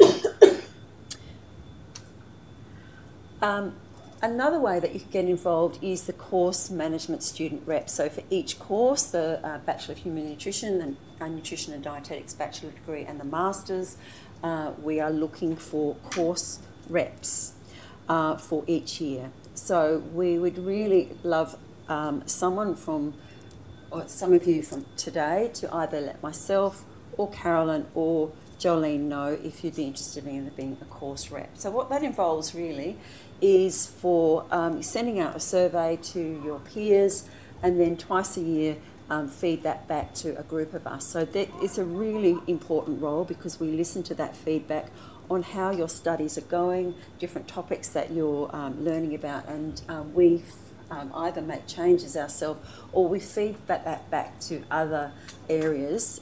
So for example, chemistry or biology, those topics there, we feed that back to those, and changes can be made. Jane, can I just add to that? Yep. We will put a call out in a few weeks' time regarding the course management reps, because there's also the college reps as well. So sometimes it's like a dual role where you are a rep for our program to the college as well as the course management reps. So just keep an eye out. One of us will put a call out asking for volunteers. We need one from every year level of the programs. So another program that I help to organise is called STEW, or Students Eat Well. So this is an opportunity for you as nutrition and dietetic students to practice some of your nutrition skills or develop them on campus. So and is actually providing nutrition-related education to other members or other students on campus. And it helps build those social connections and your identity as a nutrition and dietetic student, as well as developing those skills. So these are some of the things we've done in the past. Each year during National Nutrition Week in October, we have a stall where we talk to passers-by about nutrition. I've mentioned the cooking classes that we do. This is 3 of our students that have done a cooking presentation, and we've got some students here that went out to the Repat Hospital at one of their open days, and they actually provided some nutrition activities for passers-by. There's a whole range of other things. It could be organising a supermarket tour, it could be writing a nutrition blog. So these are real activities that you would be doing as a nutritionist working in the community or in the workplace, and you get to practice those with support on campus. And so I'm going to organise some training soon. So what I'm looking for is for you to come to me either after this session or send me an email and let me know if you're interested in the training session. And then once I've got some names together, we'll organise a time that suits you. It's a 2-hour session, and we give you some updates, some skills on food handling, some presentation skills, recipe modification, how to do a cooking demo. And just want to clarify that it is for both degree in human nutrition and nutrition and dietetic students. It's not solely nutrition. And there's also a mentoring program that I'll mention in a moment.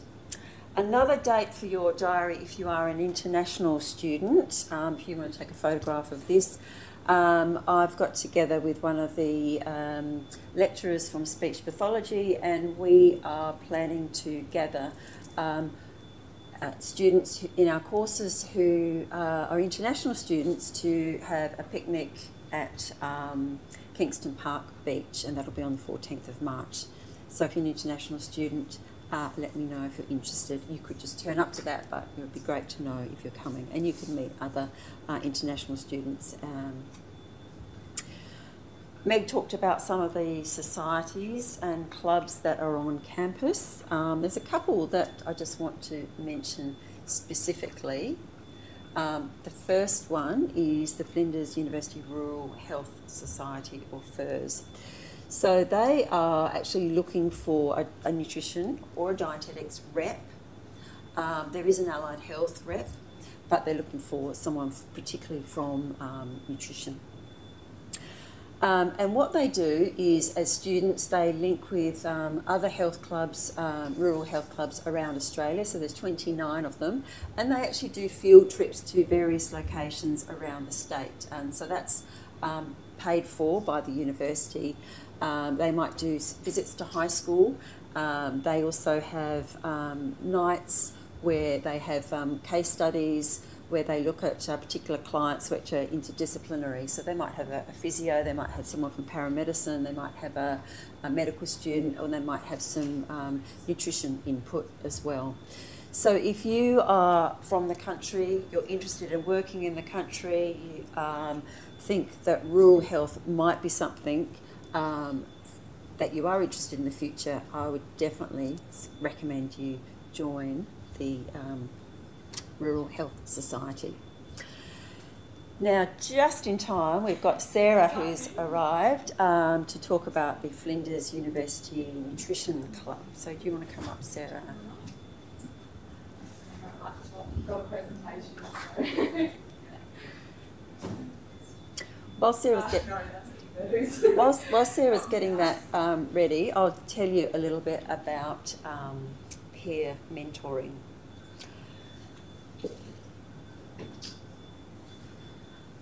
So we have a peer mentoring program where we have third-year students that will, they act as mentors for all of our first-year students, whether you're in the Bachelor of Human Nutrition or the Bachelor of Nutrition and Dietetics program. And actually, Sarah's going to be one of those peer mentors as well, talking to us about Nutrition Club. So the mentoring program is an opt-in, so all of you will be allocated a mentor, and you can decide how much you want to engage with that mentor. So they will come to you. They might ask to meet with you and a group in your geographic location, so you'll have a mentor group. You might want to meet on campus or near where you live, or you might not want to do that at all. And throughout the year, they'll give you some tips and information about and support along the way. A great resource, and I recommend that you use them. For the master's students here as well? Yep. The master's students, you also have final year students who are on placement, and they can give you some support, and they particularly support with things like study tips for exams and the oral vivas. So nothing you have to do, but just to let you know that you will have peer mentors being in contact with you, and I would make the most of their knowledge. Sorry, Jane, will you set up the Masters one shortly? Yes. That's not today, I know that much, but you'll be in contact with them. Yes, yeah. So I've done the training for the Masters mentors, and now you're here, they'll be in contact with you shortly. Yeah.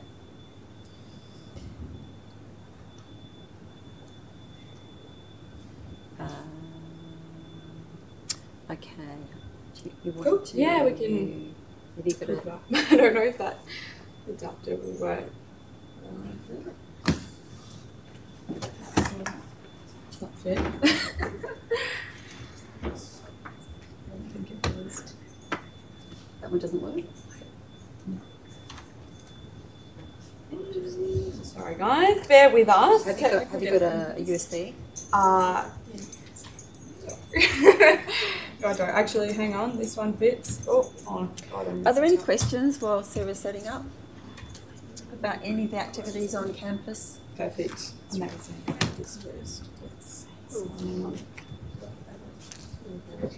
Jane, if anyone wants to do the Oasis market, do they just get in contact with you? Yes. Yeah. Just unplug a second. And is that starting straight away, do you know? That, as far as I'm aware, they haven't got a date to start yet, but they should try. Yeah. They usually have to wait to recruit. It's annoying that it's on the other side. There we go. Perfect. Amazing. Now that should. Let's hope for the best. Oh, thank you. No, it's not coming up. Thank you.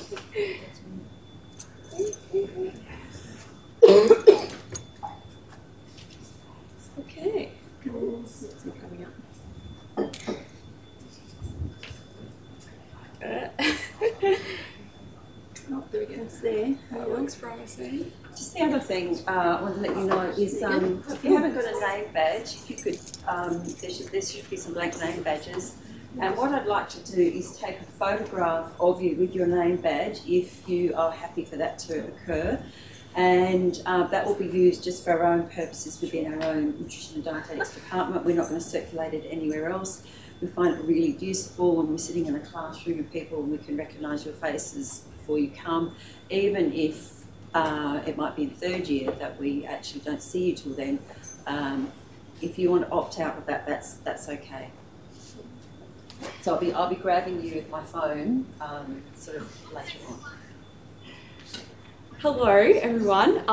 For those of you who don't know me, my name is Sarah. I know lots of familiar faces in the crowd from life circumstances or from if you've seen me on the stall at the Flinders University Nutrition Club.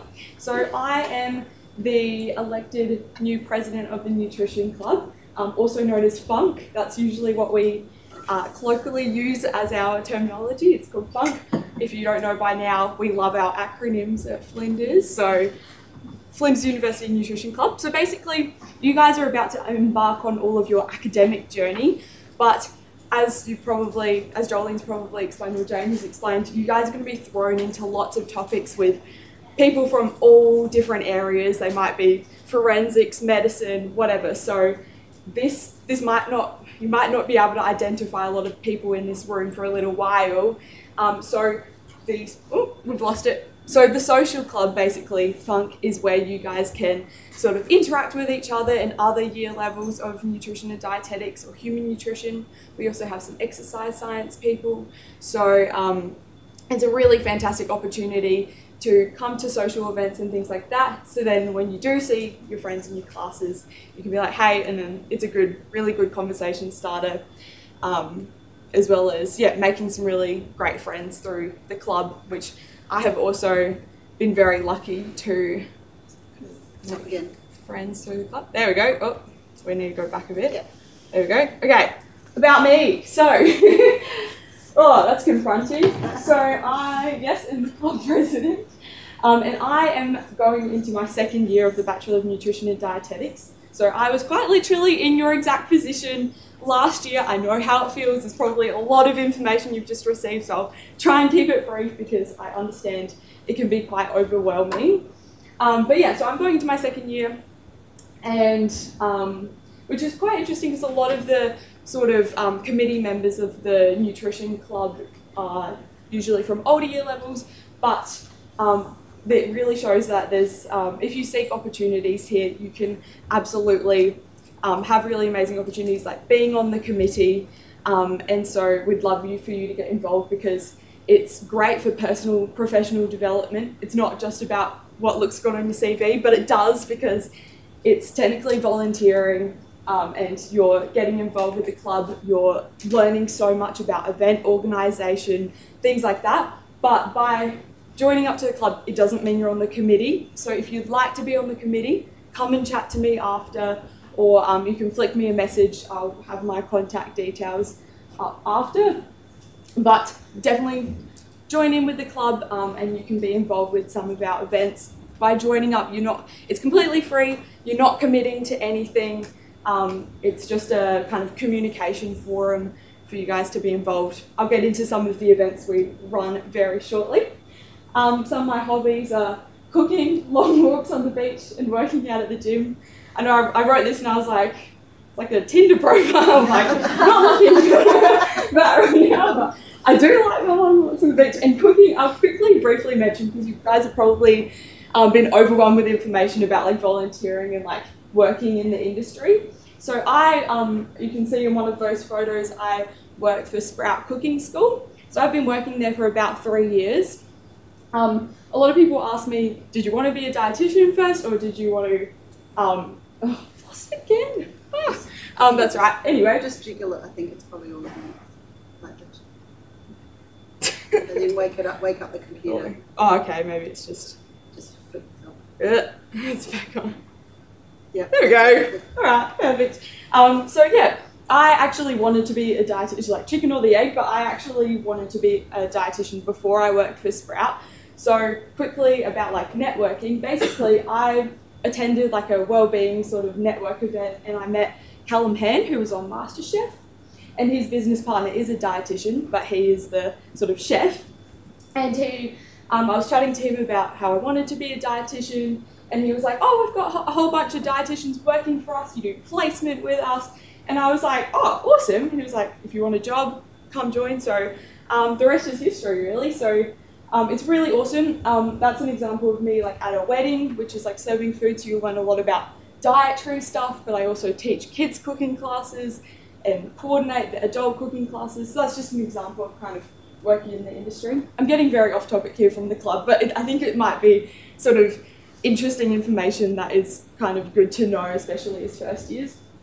I also love to host dinner parties for my friends, so that's also my nutrition part. That's me making some food, and also me volunteering at the Nutrition Society of Australia at the Science Alive. So later on in the year, you will get asked if you want to do that. It was awesome, really lots of fun to meet some lovely ladies from the CSIRO who are obviously good contacts for the dietitians who work in one area of dietetics, which is awesome.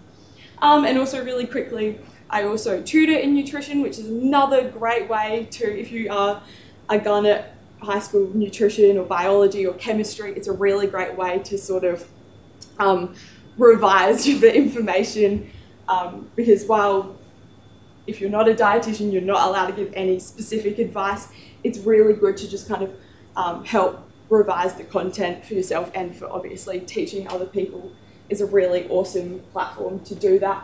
And also with my PT qualifications, I'm a support worker, so we do like meal prep, that kind of like healthy food ordering, stuff like that.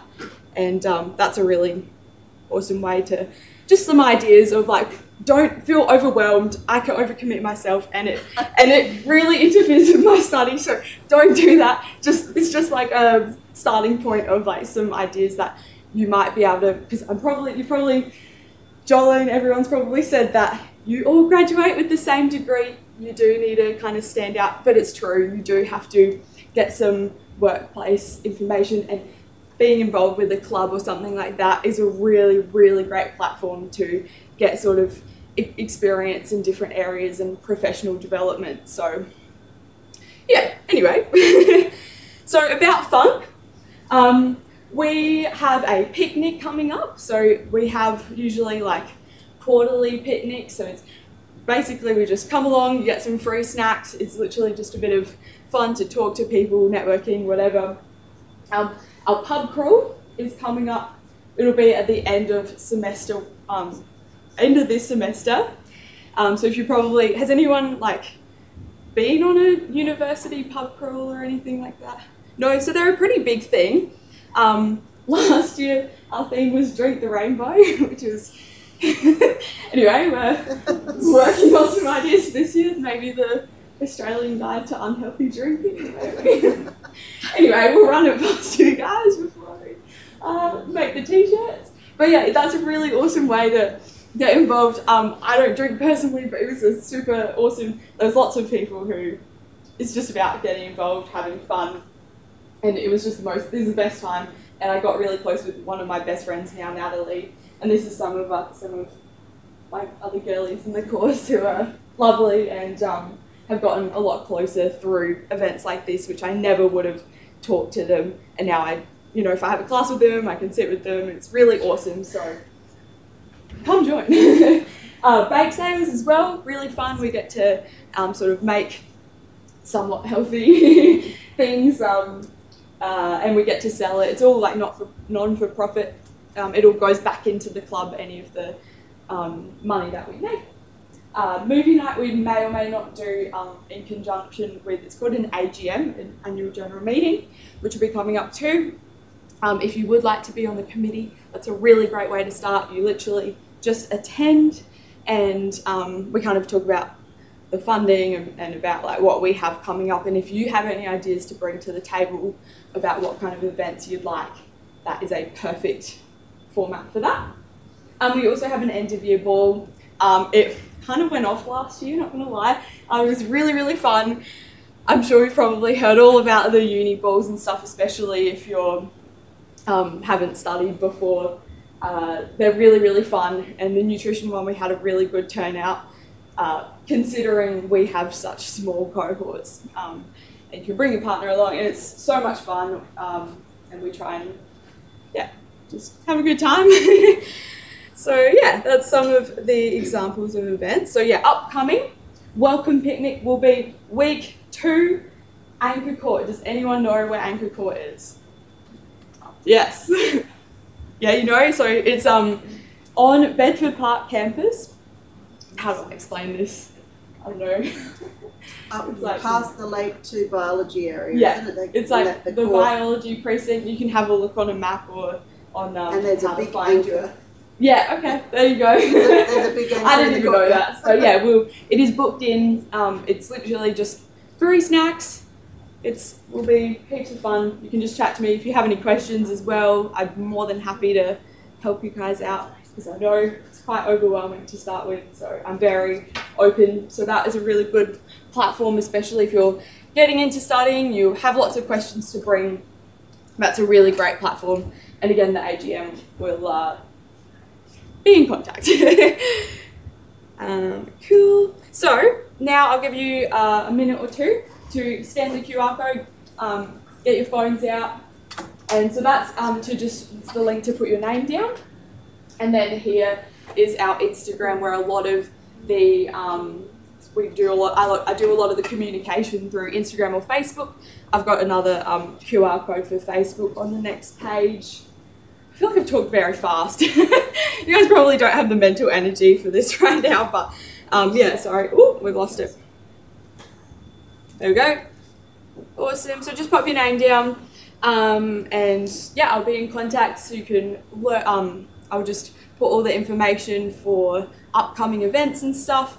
By joining, it's free. You're not committing to anything, but please be in contact with me if you would like to be involved with the committee stuff, because that's really where you're getting your professional development and CV stuff, which is, again, completely free. It's not a big commitment, low commitment.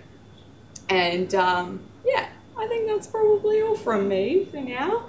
I'll put up the Facebook as well. And then if you want to take a photo of any of my contact details, my email, whatever, LinkedIn, if you want to contact me through that, whatever works. So then if you have any questions at any time, a lot of you know me already, so yes. Sorry, can you both go back to the Yeah, for sure, sorry. Going a bit fast. That one? That was my bad. Or the yeah, join yeah, up. That one? Perfect. Thank you, sorry. Amazing. Sarah, can I just add something else? Yes, absolutely. You've kind of said it already, but you may, I just mentioned to the BHN students earlier that the study plan, your first semester, you're doing very, like, a lot of science-based topics, not any nutrition topics, and so you might sort of come along, you're doing this nutrition degree and you're not doing anything nutrition to start with and feeling a bit like, what am I doing here? But the nutrition club is a way that you can actually gather and get to know other people doing nutrition, and then you might see them in some of the science topics and connecting with them rather than feeling a bit lost with so many other degrees, which you did mention. So, you know, getting involved, especially in this first semester when, the topics aren't sort of specifically nutrition, might be something you want to consider. Absolutely. Yeah, I totally agree. And I've met some of my really close uni friends through clubs and have really created amazing relationships who even got an invite to my dinner party. So, you know, yeah, I will hang around for a bit as well if you want to come up to me. I know I had some awesome chats with some of you lovely ladies and gentlemen. So, yeah, I'm really here to help you guys as much as you need. So, yeah. Is Amy here as well? I think you said to come at 11:30, I reckon, so it might be a little bit, a bit ahead of schedule. Can I just add, in terms of what Carolyn was saying, not being able to kind of find each other, I was just talking to someone from OT, and in their orientation session, I mean, you can do it now at this time, they actually all together created like a Facebook Messenger kind of group. While they were all here in the room, and everyone just joined it so that you can actually keep in touch and again, you can engage as much or as little as you want to, but it was kind of a way of having everybody's names, which you actually don't even know everyone's names, having everyone's names, and you could touch base and find out where people are at with different things. So maybe when you go to the peer mentor session, if that's what you're keen to do, then you could. Yeah, I know Sophie's made a group chat. If you, she can add you guys. So I know. Yeah, I've talked to other people who are like, is there a group chat? But yeah, usually there's like one that starts and you don't know other people, so just try and come together, because that's what when I made the group chat for our year level, there's still people missing and it's really hard to communicate stuff. So I totally agree. That's really a good thing to do. Well, you made me want to join, so. Great, amazing. Come along. Yeah, we don't get to go to the ball either. I'm sure we can sneak you in. Oh, I don't think you want your lecturers at the ball. I don't know, it'll be pretty fun. You made me laugh, Sarah, when you asked, does everyone know where Anchor Court is? Yeah. And I've been at the uni 20 years, and I studied here before that. And I never knew there was an anchor in Anchor Court until last year. That's crazy. There and you then go. I saw the anchor. Yeah, you guys can see the anchor now. You guys are ahead of the game. Winter's on. Do you want us to go next door now? Well, I think we're running early, and you need the other peer mentor here. Is that right? Well, we can get started. You can get started. Okay. So before the sort of the B&D and the BHN students move into the other room for kind of the peer mentoring part, I just wanted to give the B&D students an opportunity to ask me any questions if you had any questions before you kind of head off, because then I won't see you again until the kind of gathering in the courtyard for those that can attend, and I'm happy to take questions then.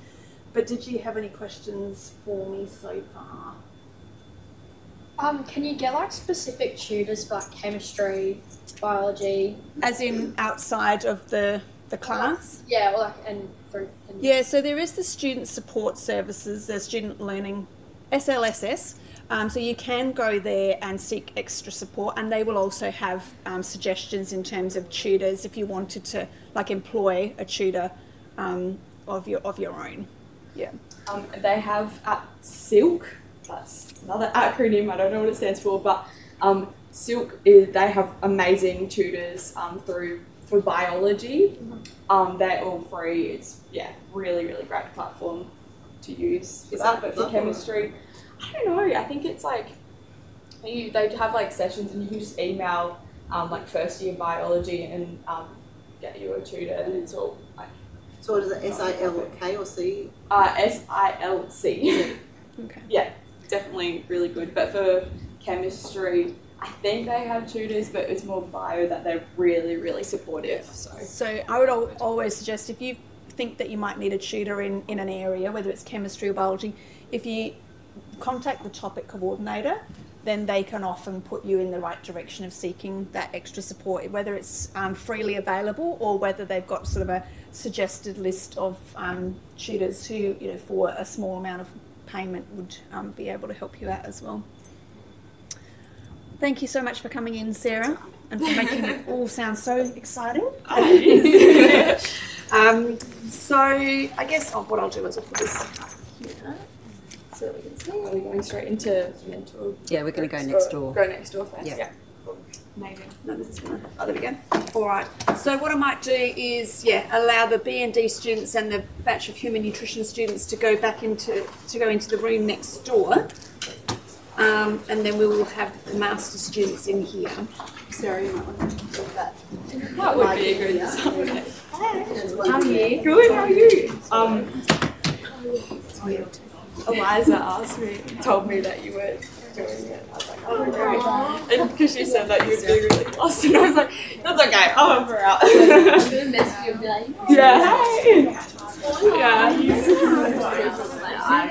Yeah, I know. Oh, it's there. Yeah. Keys? Oh, that's How are you guys doing? Thank you. Yeah. Sasha. Yeah. So if you sign up for the QR code, It's almost like 10 to That is absolutely fine. Attend when you can. We understand that like a lot of the time there's classes that are being set up. Yeah, it's always going to happen. So just attend what you can. And it's like a huge majority. no, it's not a problem. We're not being like, where's Jess? Yeah, that's fine. really best. Yeah. When did you join? In your first year? Yeah, technically my first year, but I didn't really do anything. So, I'm where are you from? Oh, wow. Yeah, where are you doing? Yeah, we're Good. Yeah. Oh, I know. Nice. Do it. And why dietitian? Is it nutrition? Yeah. Yeah, I've done that too. Okay. Sounds like we need you. Haven't touched it since grade 9. No, I did it. I had to go to like electives didn't line up, so Oh. yeah. So, Okay, we've only got one semester. exactly. Yeah, they still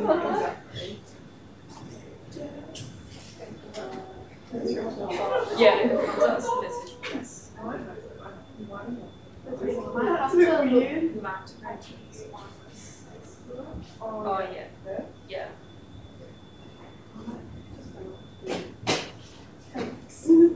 What was your name, sorry? I'm Jess. What's your name? Georgina or Georgie.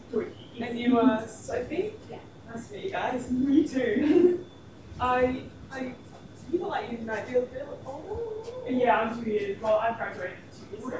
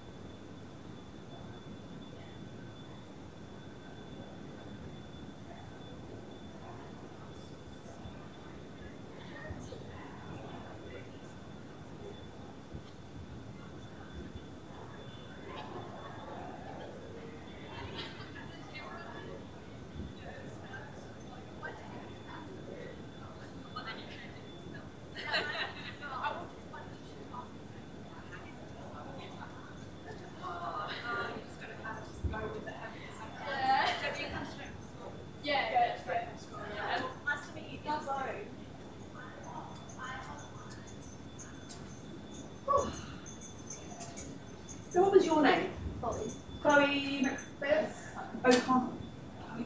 I've got a O'Connor. I've got a Chloe McPherson in my mind as well. And how are you going, Chloe? Okay. Yeah? Yeah. Ready to get started? Yeah. Chloe, meet Emily. Emily, meet Chloe. So, we do have more than 2. Okay. So don't worry.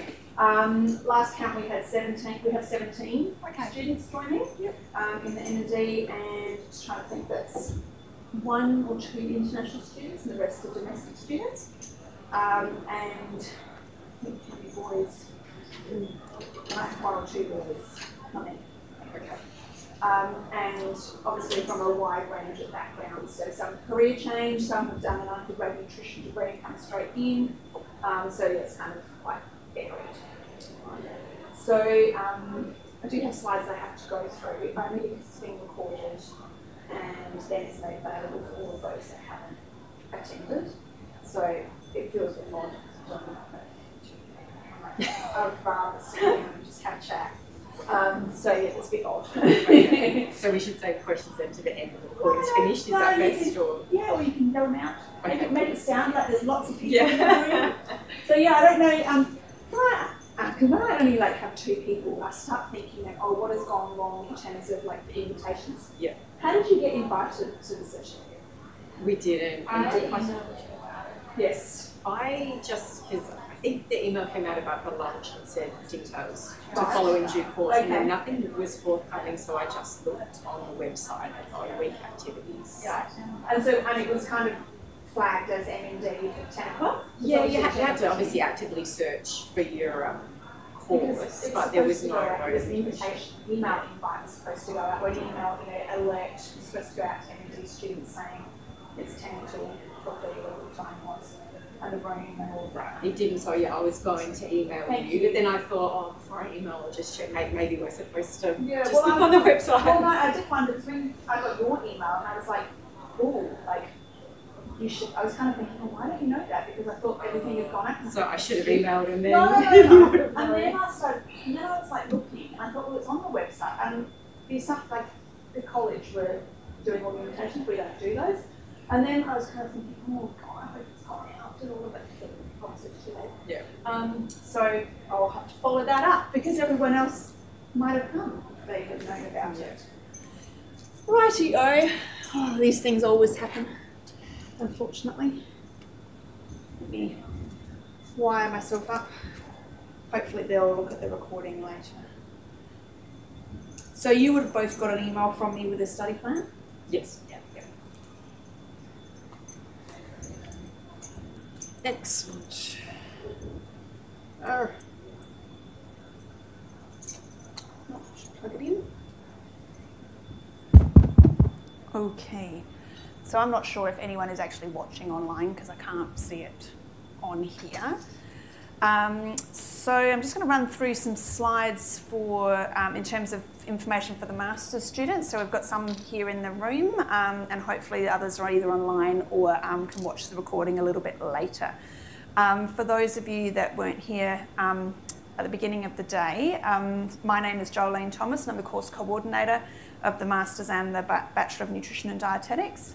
In terms of, I guess, a little bit about me, because I get to hear a lot about you over the coming time, but yeah, I graduated from Flinders many moons ago now, more than I'd care to remember, and worked as a clinical dietitian post-graduation for a number of years in Adelaide at different hospitals, and then I made the move to do, I found that I enjoyed having students on placement and teaching students and being like a clinical educator with students, and so made the move to sort of come to Flinders in a bit more capacity. So I spent some time working part-time here at Flinders and part-time in the clinical field, so I kind of had a foot in both camps.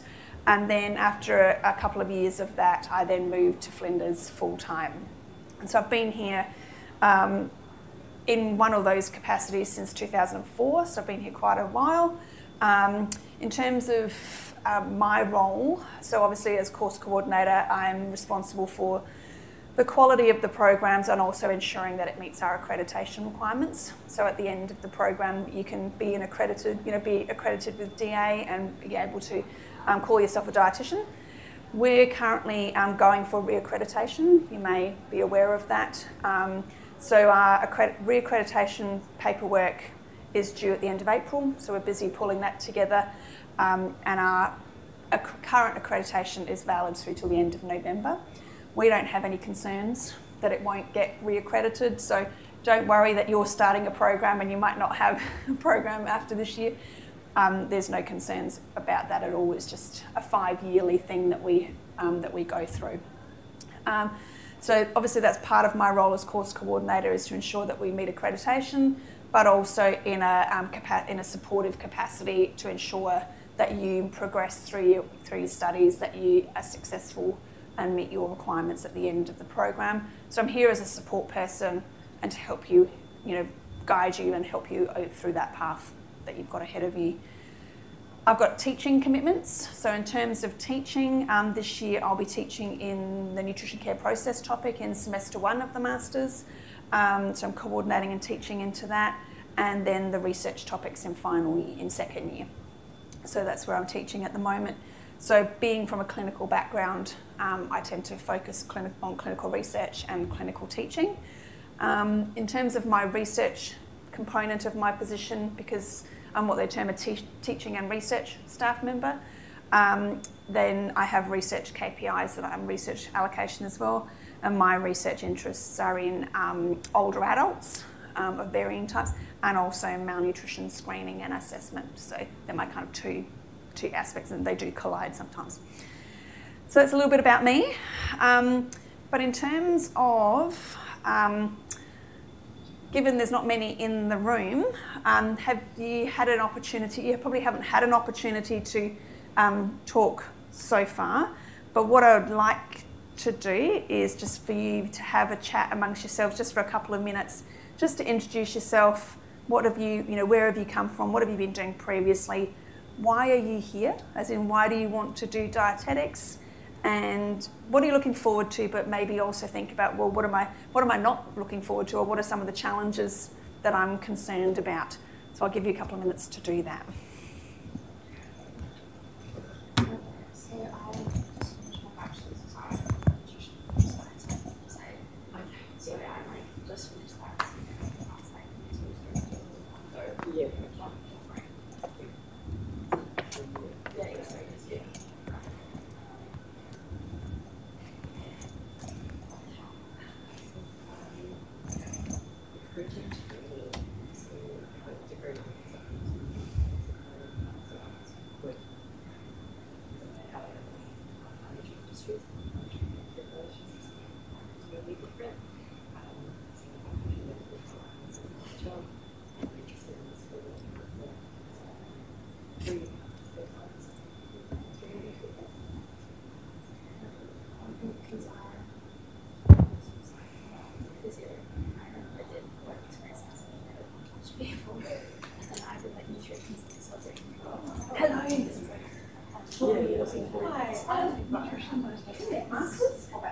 Bachelor. Okay. One of the third year. Oh, you're so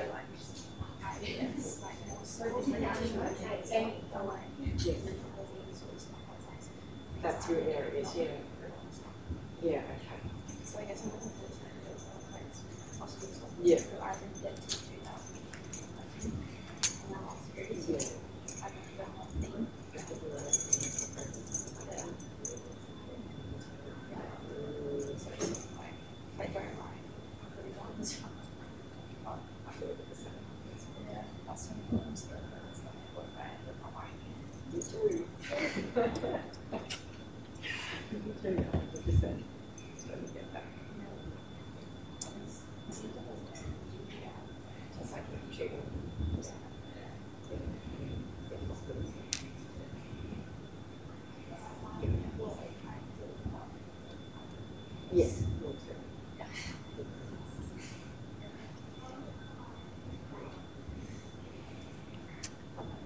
Okay, so hopefully you can, think about those things that you're looking forward to, and maybe some of the challenges or things that you're less looking forward to, and hopefully those things aren't as daunting as, don't turn out to be as daunting as what you currently envisage. I would ask for the group to share what they, share, or, share someone else's details, but I won't do that given the small number that are in the room.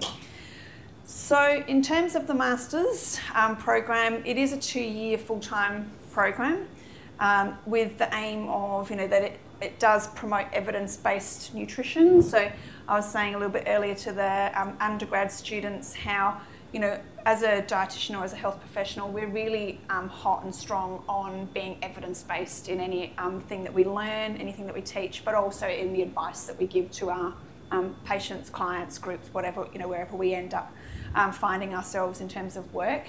I was saying how, things like what we read on TikTok, those kind of things, we tend to steer away from. And I was saying how my daughter this morning was telling me about some things that she'd self-diagnosed herself with, given her interactions with TikTok that she'd been having over the last few days. And I was like, oh gosh. But it does happen, and it's becoming more and more of a, a minefield that we work in, and how to, support the evidence that's there, but also dispel some of that kind of the myths and the non-evidence-based advice that's out there. So in terms of the Masters, you will be able to provide medical nutrition therapy. So one of the distinctions between a dietitian and someone with a nutrition qualification is that dietitians are qualified to provide medical nutrition therapy. So working in hospitals or clinics and dealing with things like allergies and nutrition support of people with cancer and other conditions. still with the aim of sort of like looking at having that background and qualification to assist to prevent illnesses in communities, individuals, and you will find that you have a wide range of areas in which you can find employment after you qualified, after you finish your degree. So currently, in terms of our students, our graduating students, and so if you combine the B&D and the M&D graduates together, we have about 50 that graduate, and we're only the end of February, and I'd probably say 50 to 60% have got work already. And generally by 6 months, everyone that wants a job in nutrition and dietetics, they get work.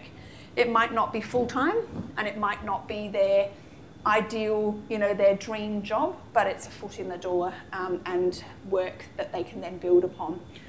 So I tend to say that, there's some of the general areas that you might find yourself working in, but every couple of years there's new and more innovative areas in which dietitians are finding themselves, and there's probably jobs that don't even exist yet that will be added to that list over time. The general course aims, I'm not going to read that out word for word because you can find that on the website and on the course page. But really what we're wanting to do is by the end of the program, end of your 2 years, we are aiming that you are competent professionals with in nutrition and dietetics. We do have a set of national competency standards that at the end of the 2 years you need to demonstrate that you meet all of those, and so there's a lot of mapping and things that go on, but at the end of that you are qualified and can be part of the accredited practicing dietitian program with DA if you so wish. It also gives you the skills that are required to contribute to the evidence base that's out there. So, in terms of having skills and knowledge to be able to conduct research, to look at the literature that's out there and appraise what's relevant, what's evidence-based, so that you can come to a conclusion around what kind of literature there is to support what we're doing. Now, we do have sort of the overarching masters, but we do have minors and a research stream in the masters as well, and so they're the kind of general 2 course aims for the masters, but then there are additional specific learning outcomes for those minors or the research stream. So in terms of the master's core topics, so you should all have received an email from me over the last month or so with some information and a study plan. So that study plan has been tailored to you based on the study that you've completed previously. So some of you will not have any option topics available to choose because I've had to actually prescribe those for you in order for you to meet accreditation requirements by the end of the degree. So the amount of option topics will vary student to student depending on where you've come from. If you've come through from our BHN degree, for example, you will have 4 option topics available to you. And so you can then either choose a minor or the research stream if you wish. But I'll talk about those in a moment. So in terms of core topics, you have 2 core topics in both semesters, and we start off straight from the beginning in terms of getting you to do the dietetic side of things. Okay, so you have all come in with nutrition knowledge, nutrition studies to varying degrees, and have met certain requirements to come into the program. So you don't need to do general nutrition, okay, which is what the undergrads do in the first couple of years. So we get you straight into doing dietetic focused skills topics. So the first 2 is a nutrition care process and communication and counselling. So you've got 2 topics.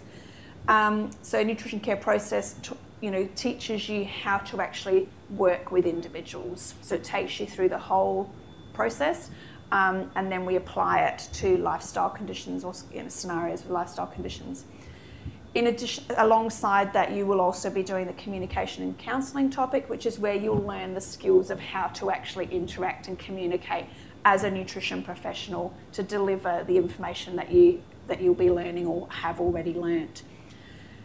This semester, both of those topics have a placement component. So you will come into the master's program and you will get placement straight away in semester 1. All right. In that email that you got from me with your study plan was some instructions or some information regarding placements.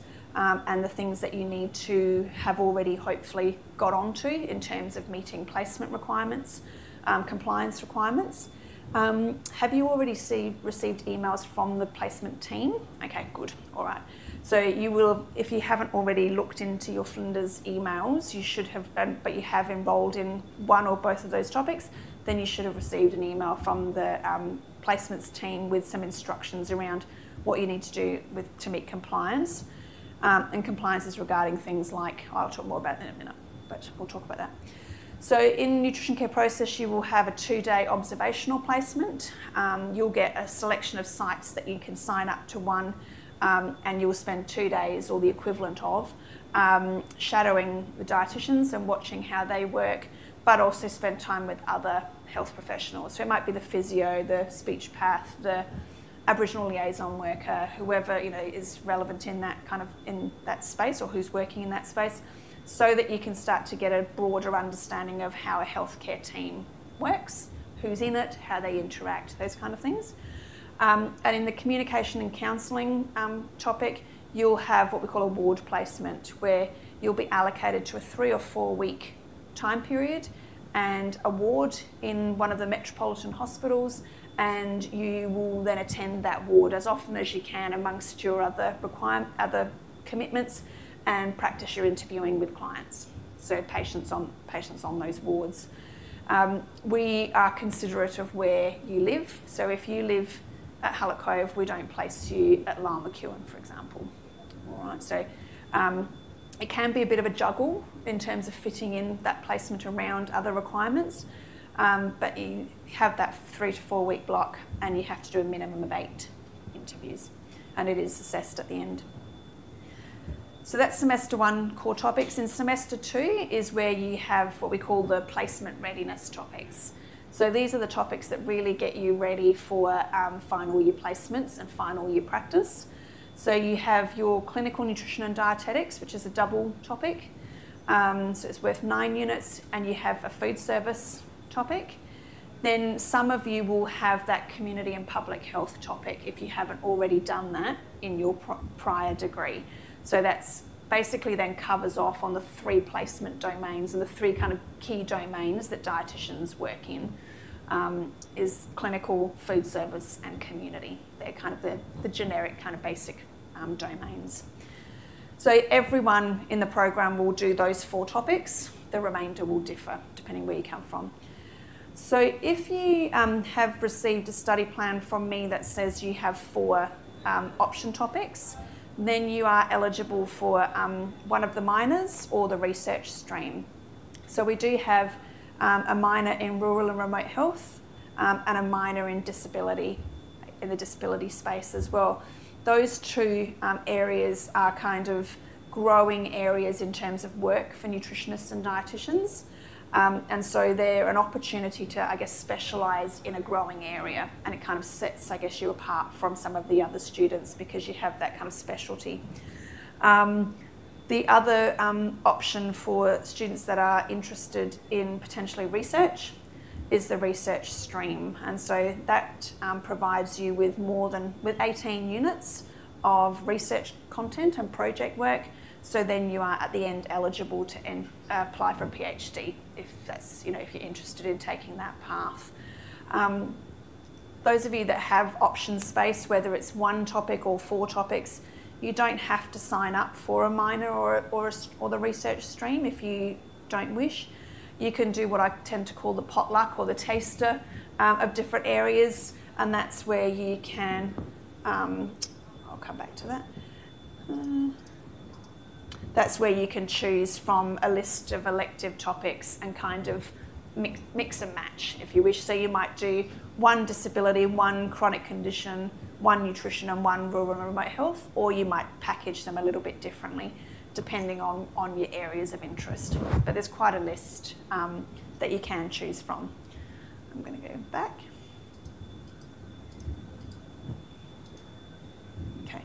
So if you are interested in any of the minors or the streams, then please feel free to have a look at them on the website, but also have a chat with me. You can just email me and we can talk about those options further if you're interested. I know that we've got one student who's taken up a disability minor already, but you might be still kind of wavering on what you're interested in at this point in time. In terms of enrolment, make sure that you are fully enrolled. So if you've only sort of part enrolled at this point in time, please get on to enrolling in all of your topics for this year, because that will then populate your timetable for the year. You'll know where you need to be when, so you can then sort of fit work around it, or however, whatever it might look like for you in terms of life. You might have children to pick up from school, all of that kind of thing. So make sure that the sooner you get yourself enrolled and know your timetable and commitments, the easier it will be to arrange things accordingly. It's also in terms of the university counting students and counting enrolments, because that's how they help allocate space to us and teaching spaces to us. If we only think we've got 5 students enrolled in a topic, then we get a small, we get told to use the small room, and then the other 20 enrol and we're kind of all in the corridor. So Masters Year 2, so in Year 1 we operate in normal semesters. So it's the 2 halves of the year, nice break in between and a nice summer break. In Year 2 it's slightly different, and this is the year where you will do all of your placements, your big placements. All right. So we start the year the 2nd week of January. So this year it was Wednesday the 10th of January, so it's probably going to be similar next year when you get to it.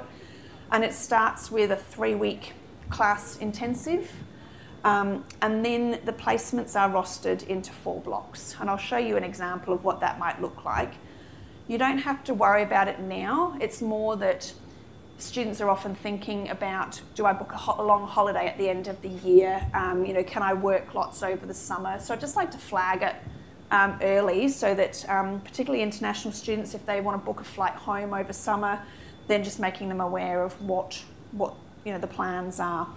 So in that 10th of January, roughly, for 3 weeks, you spend time doing research skills intensive.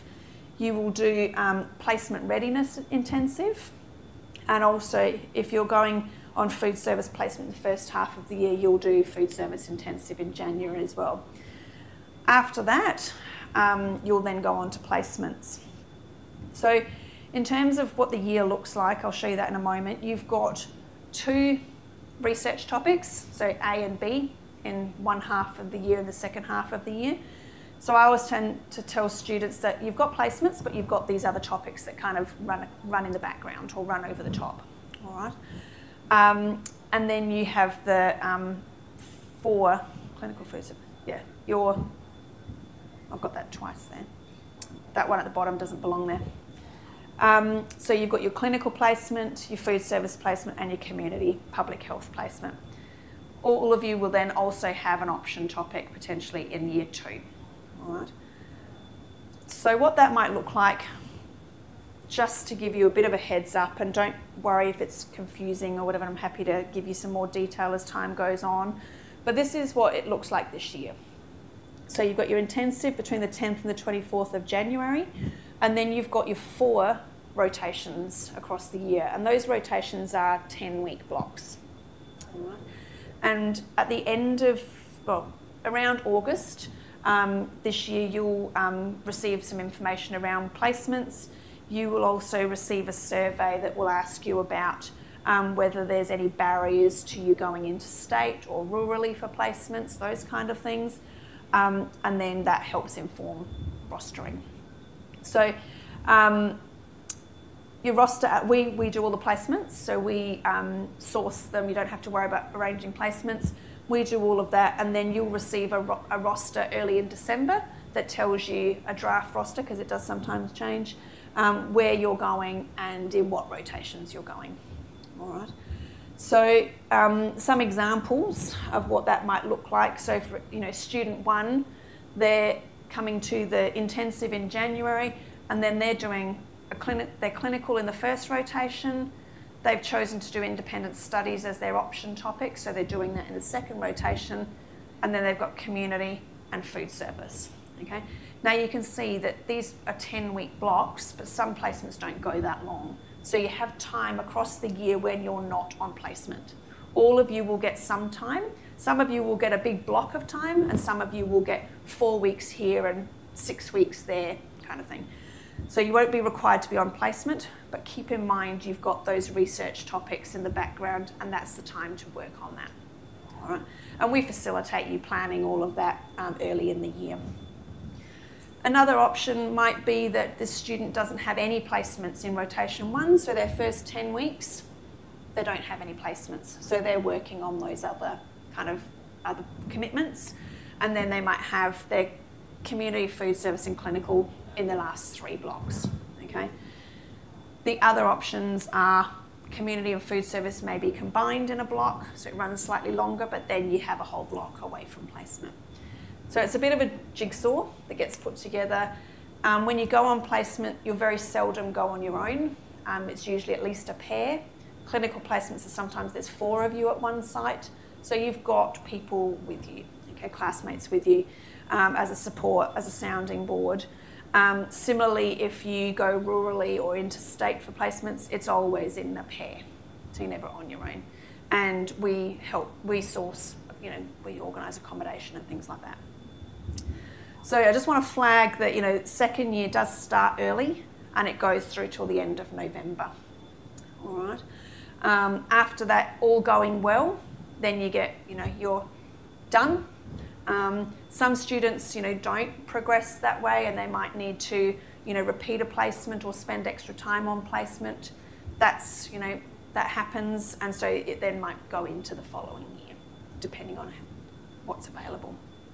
But the aim is that by December, you're all finished. December next year. Any questions on that? Just around accreditation with DA, how much of a gap is there likely to be between, becoming qualified and then actually being able to practice? Oh, so when you're done, like if you're finished? Yeah. So when you finish and all of your grades are submitted, the university ticks you off as being completed, you are then free to work. Okay, you don't need to wait for... No. So in South Australia, if you want to work in like SA Health, for example, you aren't required to be a member of DA. Okay? If you want to do private practice, then you do for the insurance purposes. So what you can do is you can start work and join DA. The only requirement for DA membership is that you've got your equals, what we call the equals. So they're all like kind of the electronic versions of your transcript, enrolments and things like that. All right. So apart from that, you don't need to wait.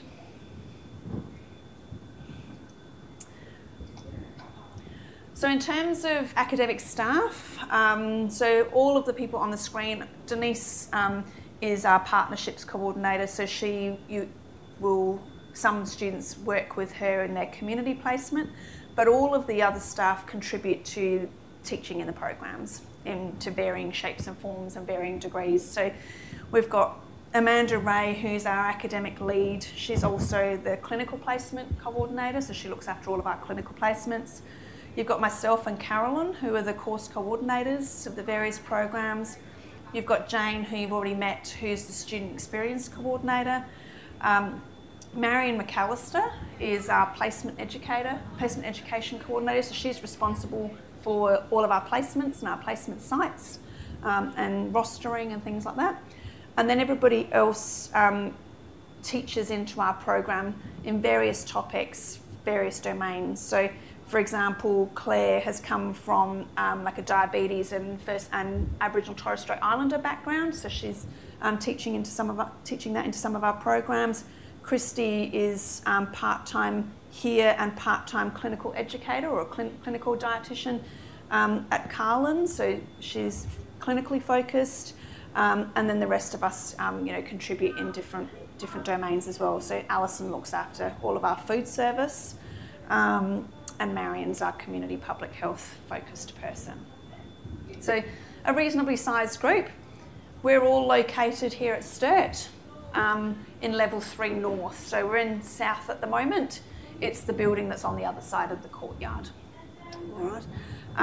So if you want to find us, if you want to meet with us, whether it's myself or one of the topic coordinators or Jane, then all you need to do is just flick us an email and ask to make a time, and then you'll be able to find us on level 3. So I'll just go back to that. So in terms of your topics for masters, the majority of the classes that you'll have will be here at STIRT, and potentially health sciences, which is just over here on the hill. You can walk from here to there in 10 minutes if you're a reasonably paced walker, if you go through the forest.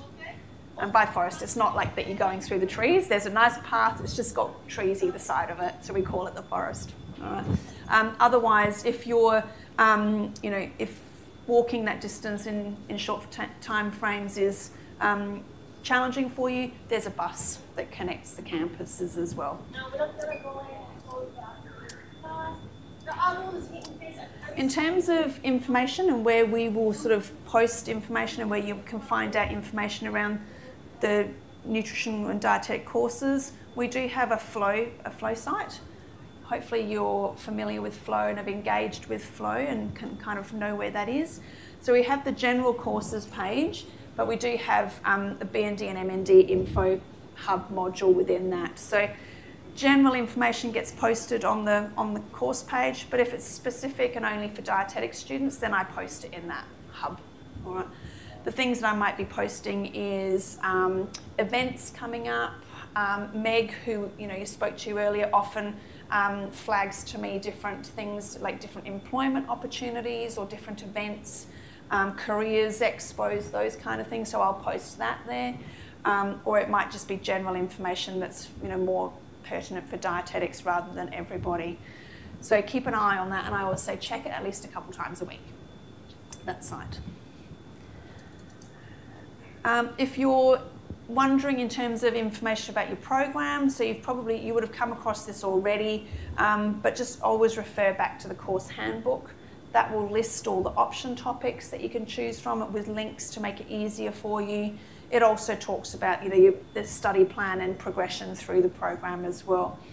On that, I just want to mention that it is a 2-year program that's full-time, but sometimes things happen. Okay, and maybe full-time study is challenging for you for whatever reason that might be. It can be, family commitments. It can be something, health-wise changes, whatever it might be. And so, if you need a revision to your study plan, please let me know. Don't go ahead and do it yourself without discussing it first, because sometimes I've had students that drop one topic and it adds a whole year to your degree because of all the progression of topics. So more than happy to chat about those kind of things. We just want to make sure we do it properly and not kind of impact on your degree time too much. So I did show the academic staff here, the nutrition and dietetics academic staff. Obviously we have other Flinders teaching staff that teach into programs, but we can't deliver a program on our own. We do have external partners. It's part of our accreditation, and it's also important because their industry, they inform what the landscape is like in terms of work and requirements, so they help inform what we teach and what we cover.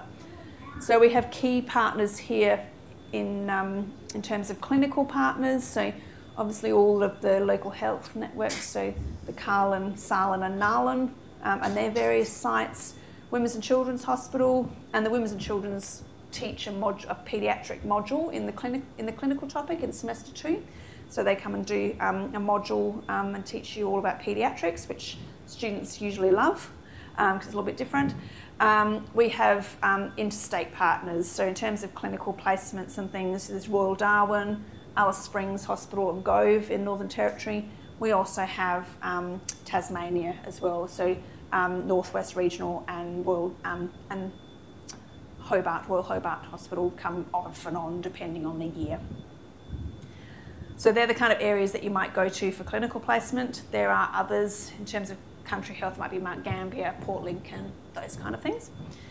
We also have then others that contribute in terms of community and public health. So you can see there's a range of partners here in South Australia and interstate. You might be familiar with people like the Sprout Cooking School, for example, which Sarah was talking about. They have input into our program. They host all of our like the food prep and food skills cooking sessions. They're all done out at Sprout. And then there's a range, and they do vary year to year, but these are kind of the ones that are always on board. So I've talked a little bit about the placements already. Just to kind of reiterate that you will have both of them this semester. In terms of the observational placement, you do get to self-select a site, and it's kind of first come, first served, and you need to complete it between the end of March and beginning of June.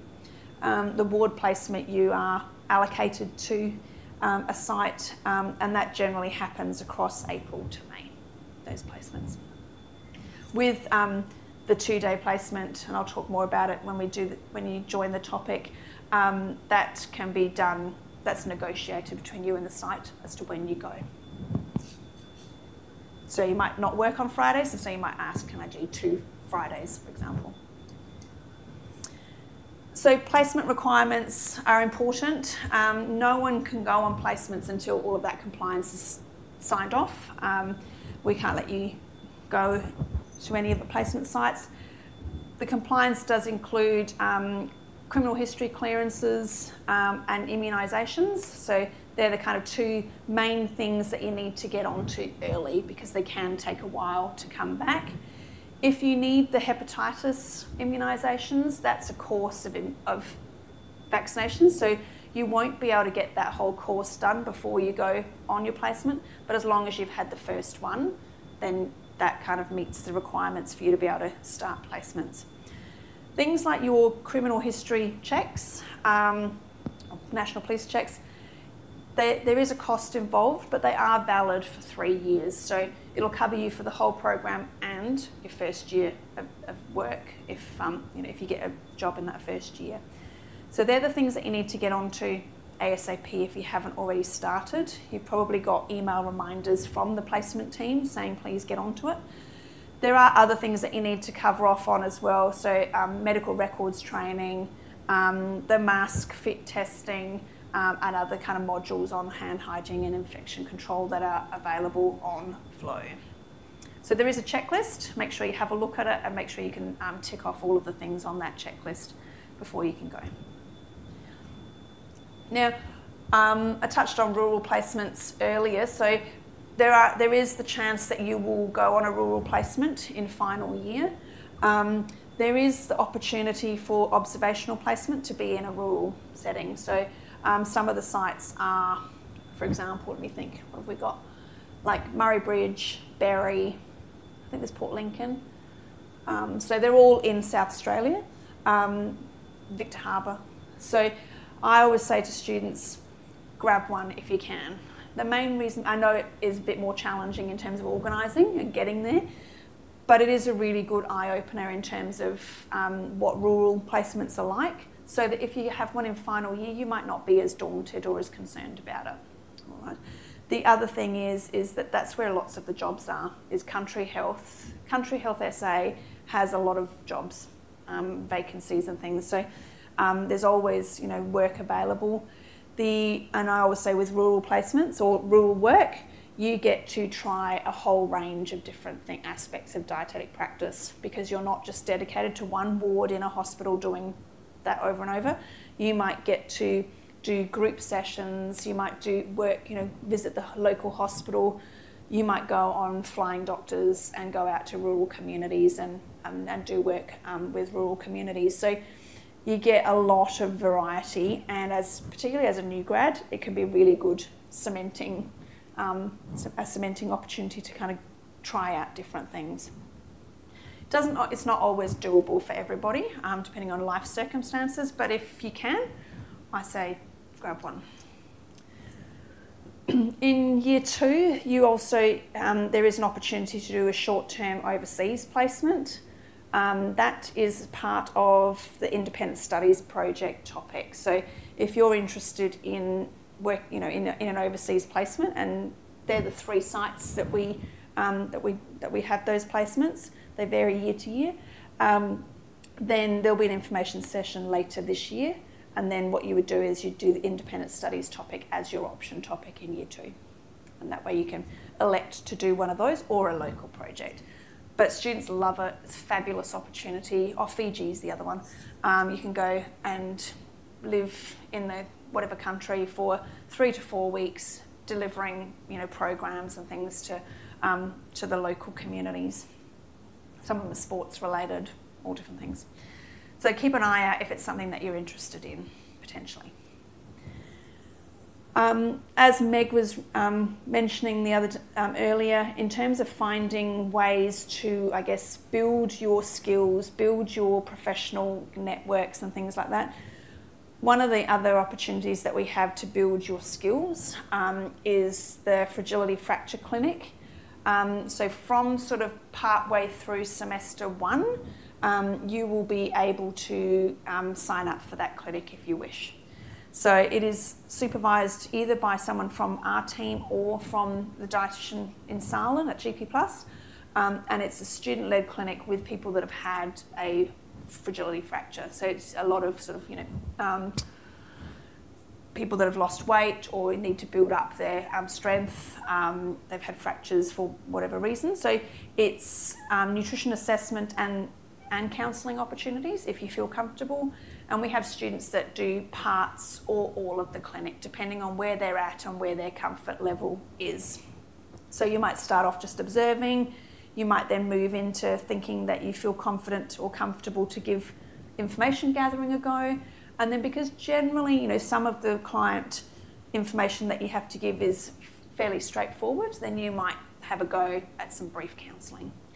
So there will be a sign-up sheet available on Flow where you can just allocate yourself. And it runs all year, and it's on a Thursday morning down at Marion GP+. So keep an eye out. Marion McAllister oversees it, so she'll put a post out on Flow when it's available.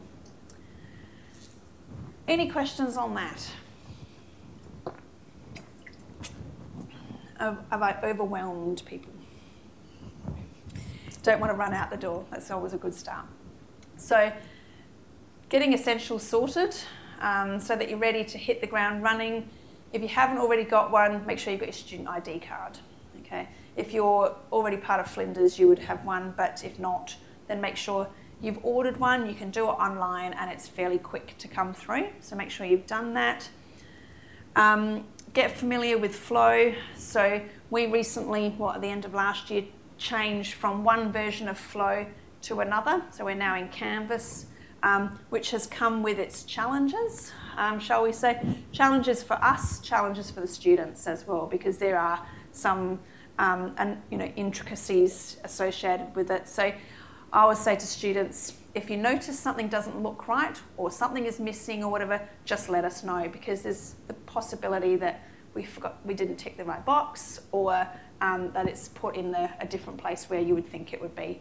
So bear with us, we will bear with you, and that way we'll get it sorted out between us. So every topic in the university has a flow site. So you can go in and have a look at what assessment there is, any information, learning outcomes, timetables, there would all be on the flow site. And then there's also the general ones that you would have access to through the university as well. They go live a week before classes, so your topics will be live now. So if you haven't already had a look, then I recommend that you do before next week starts. As I mentioned before, make sure you have enrolled in all of your topics.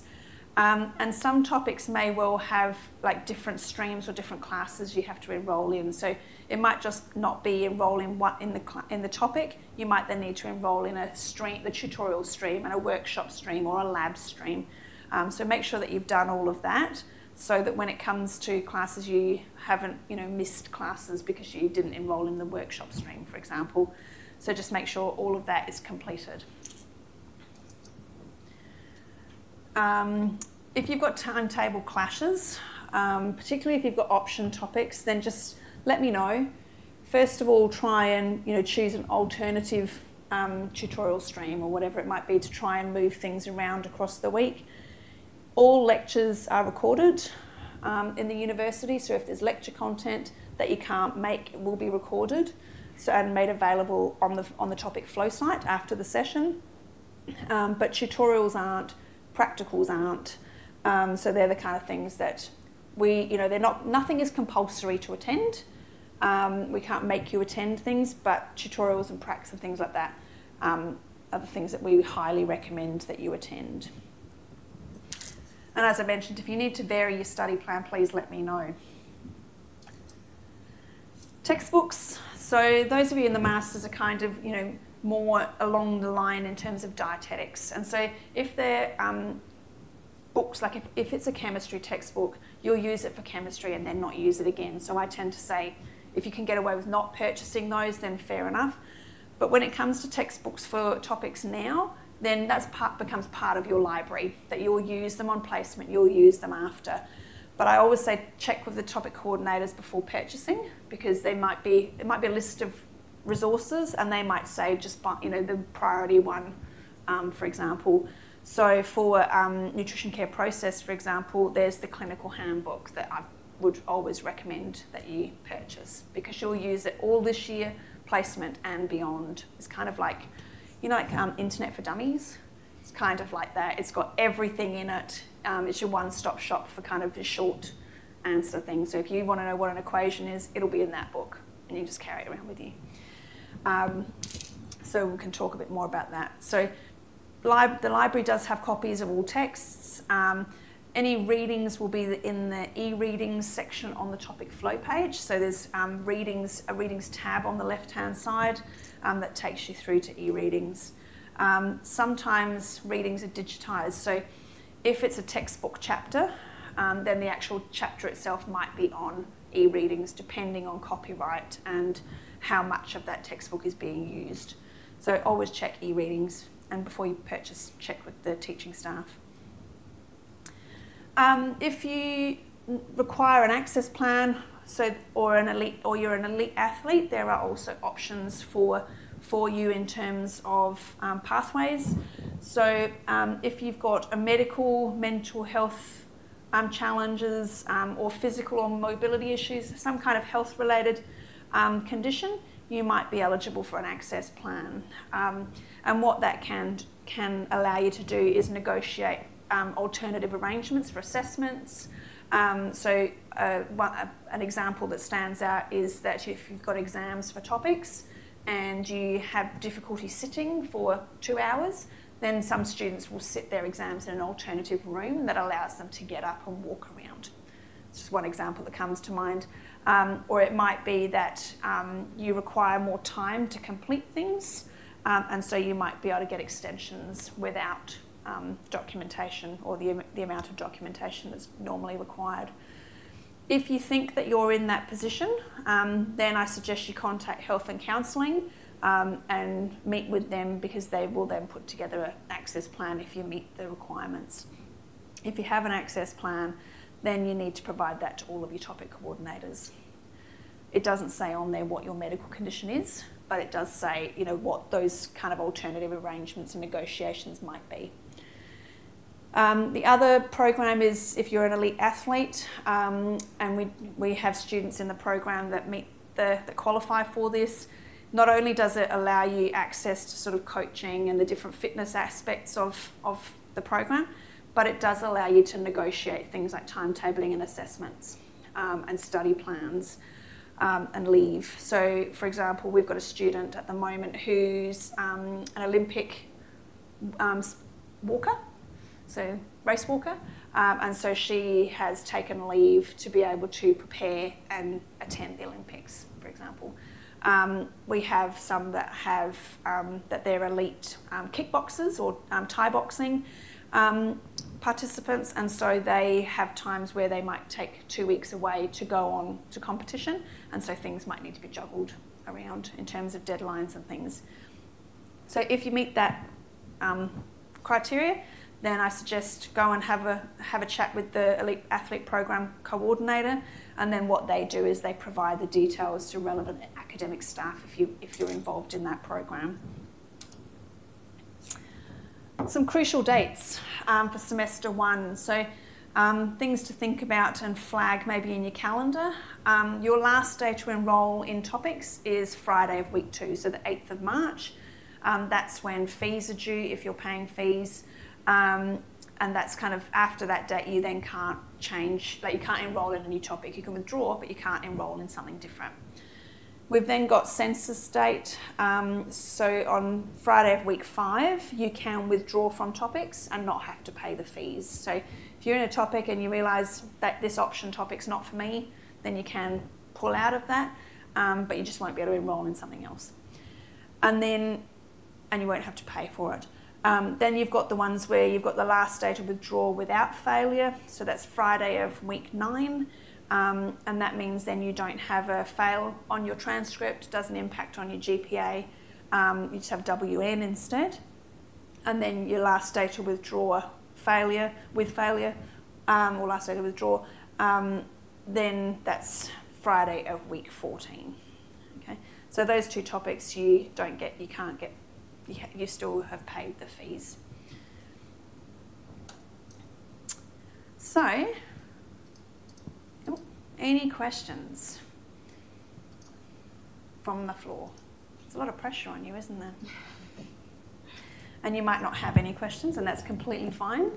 And if you do, you can ask me individually, or you can ask me outside, depending on what you want to do. But what I might do is turn the recording off, because that's stopped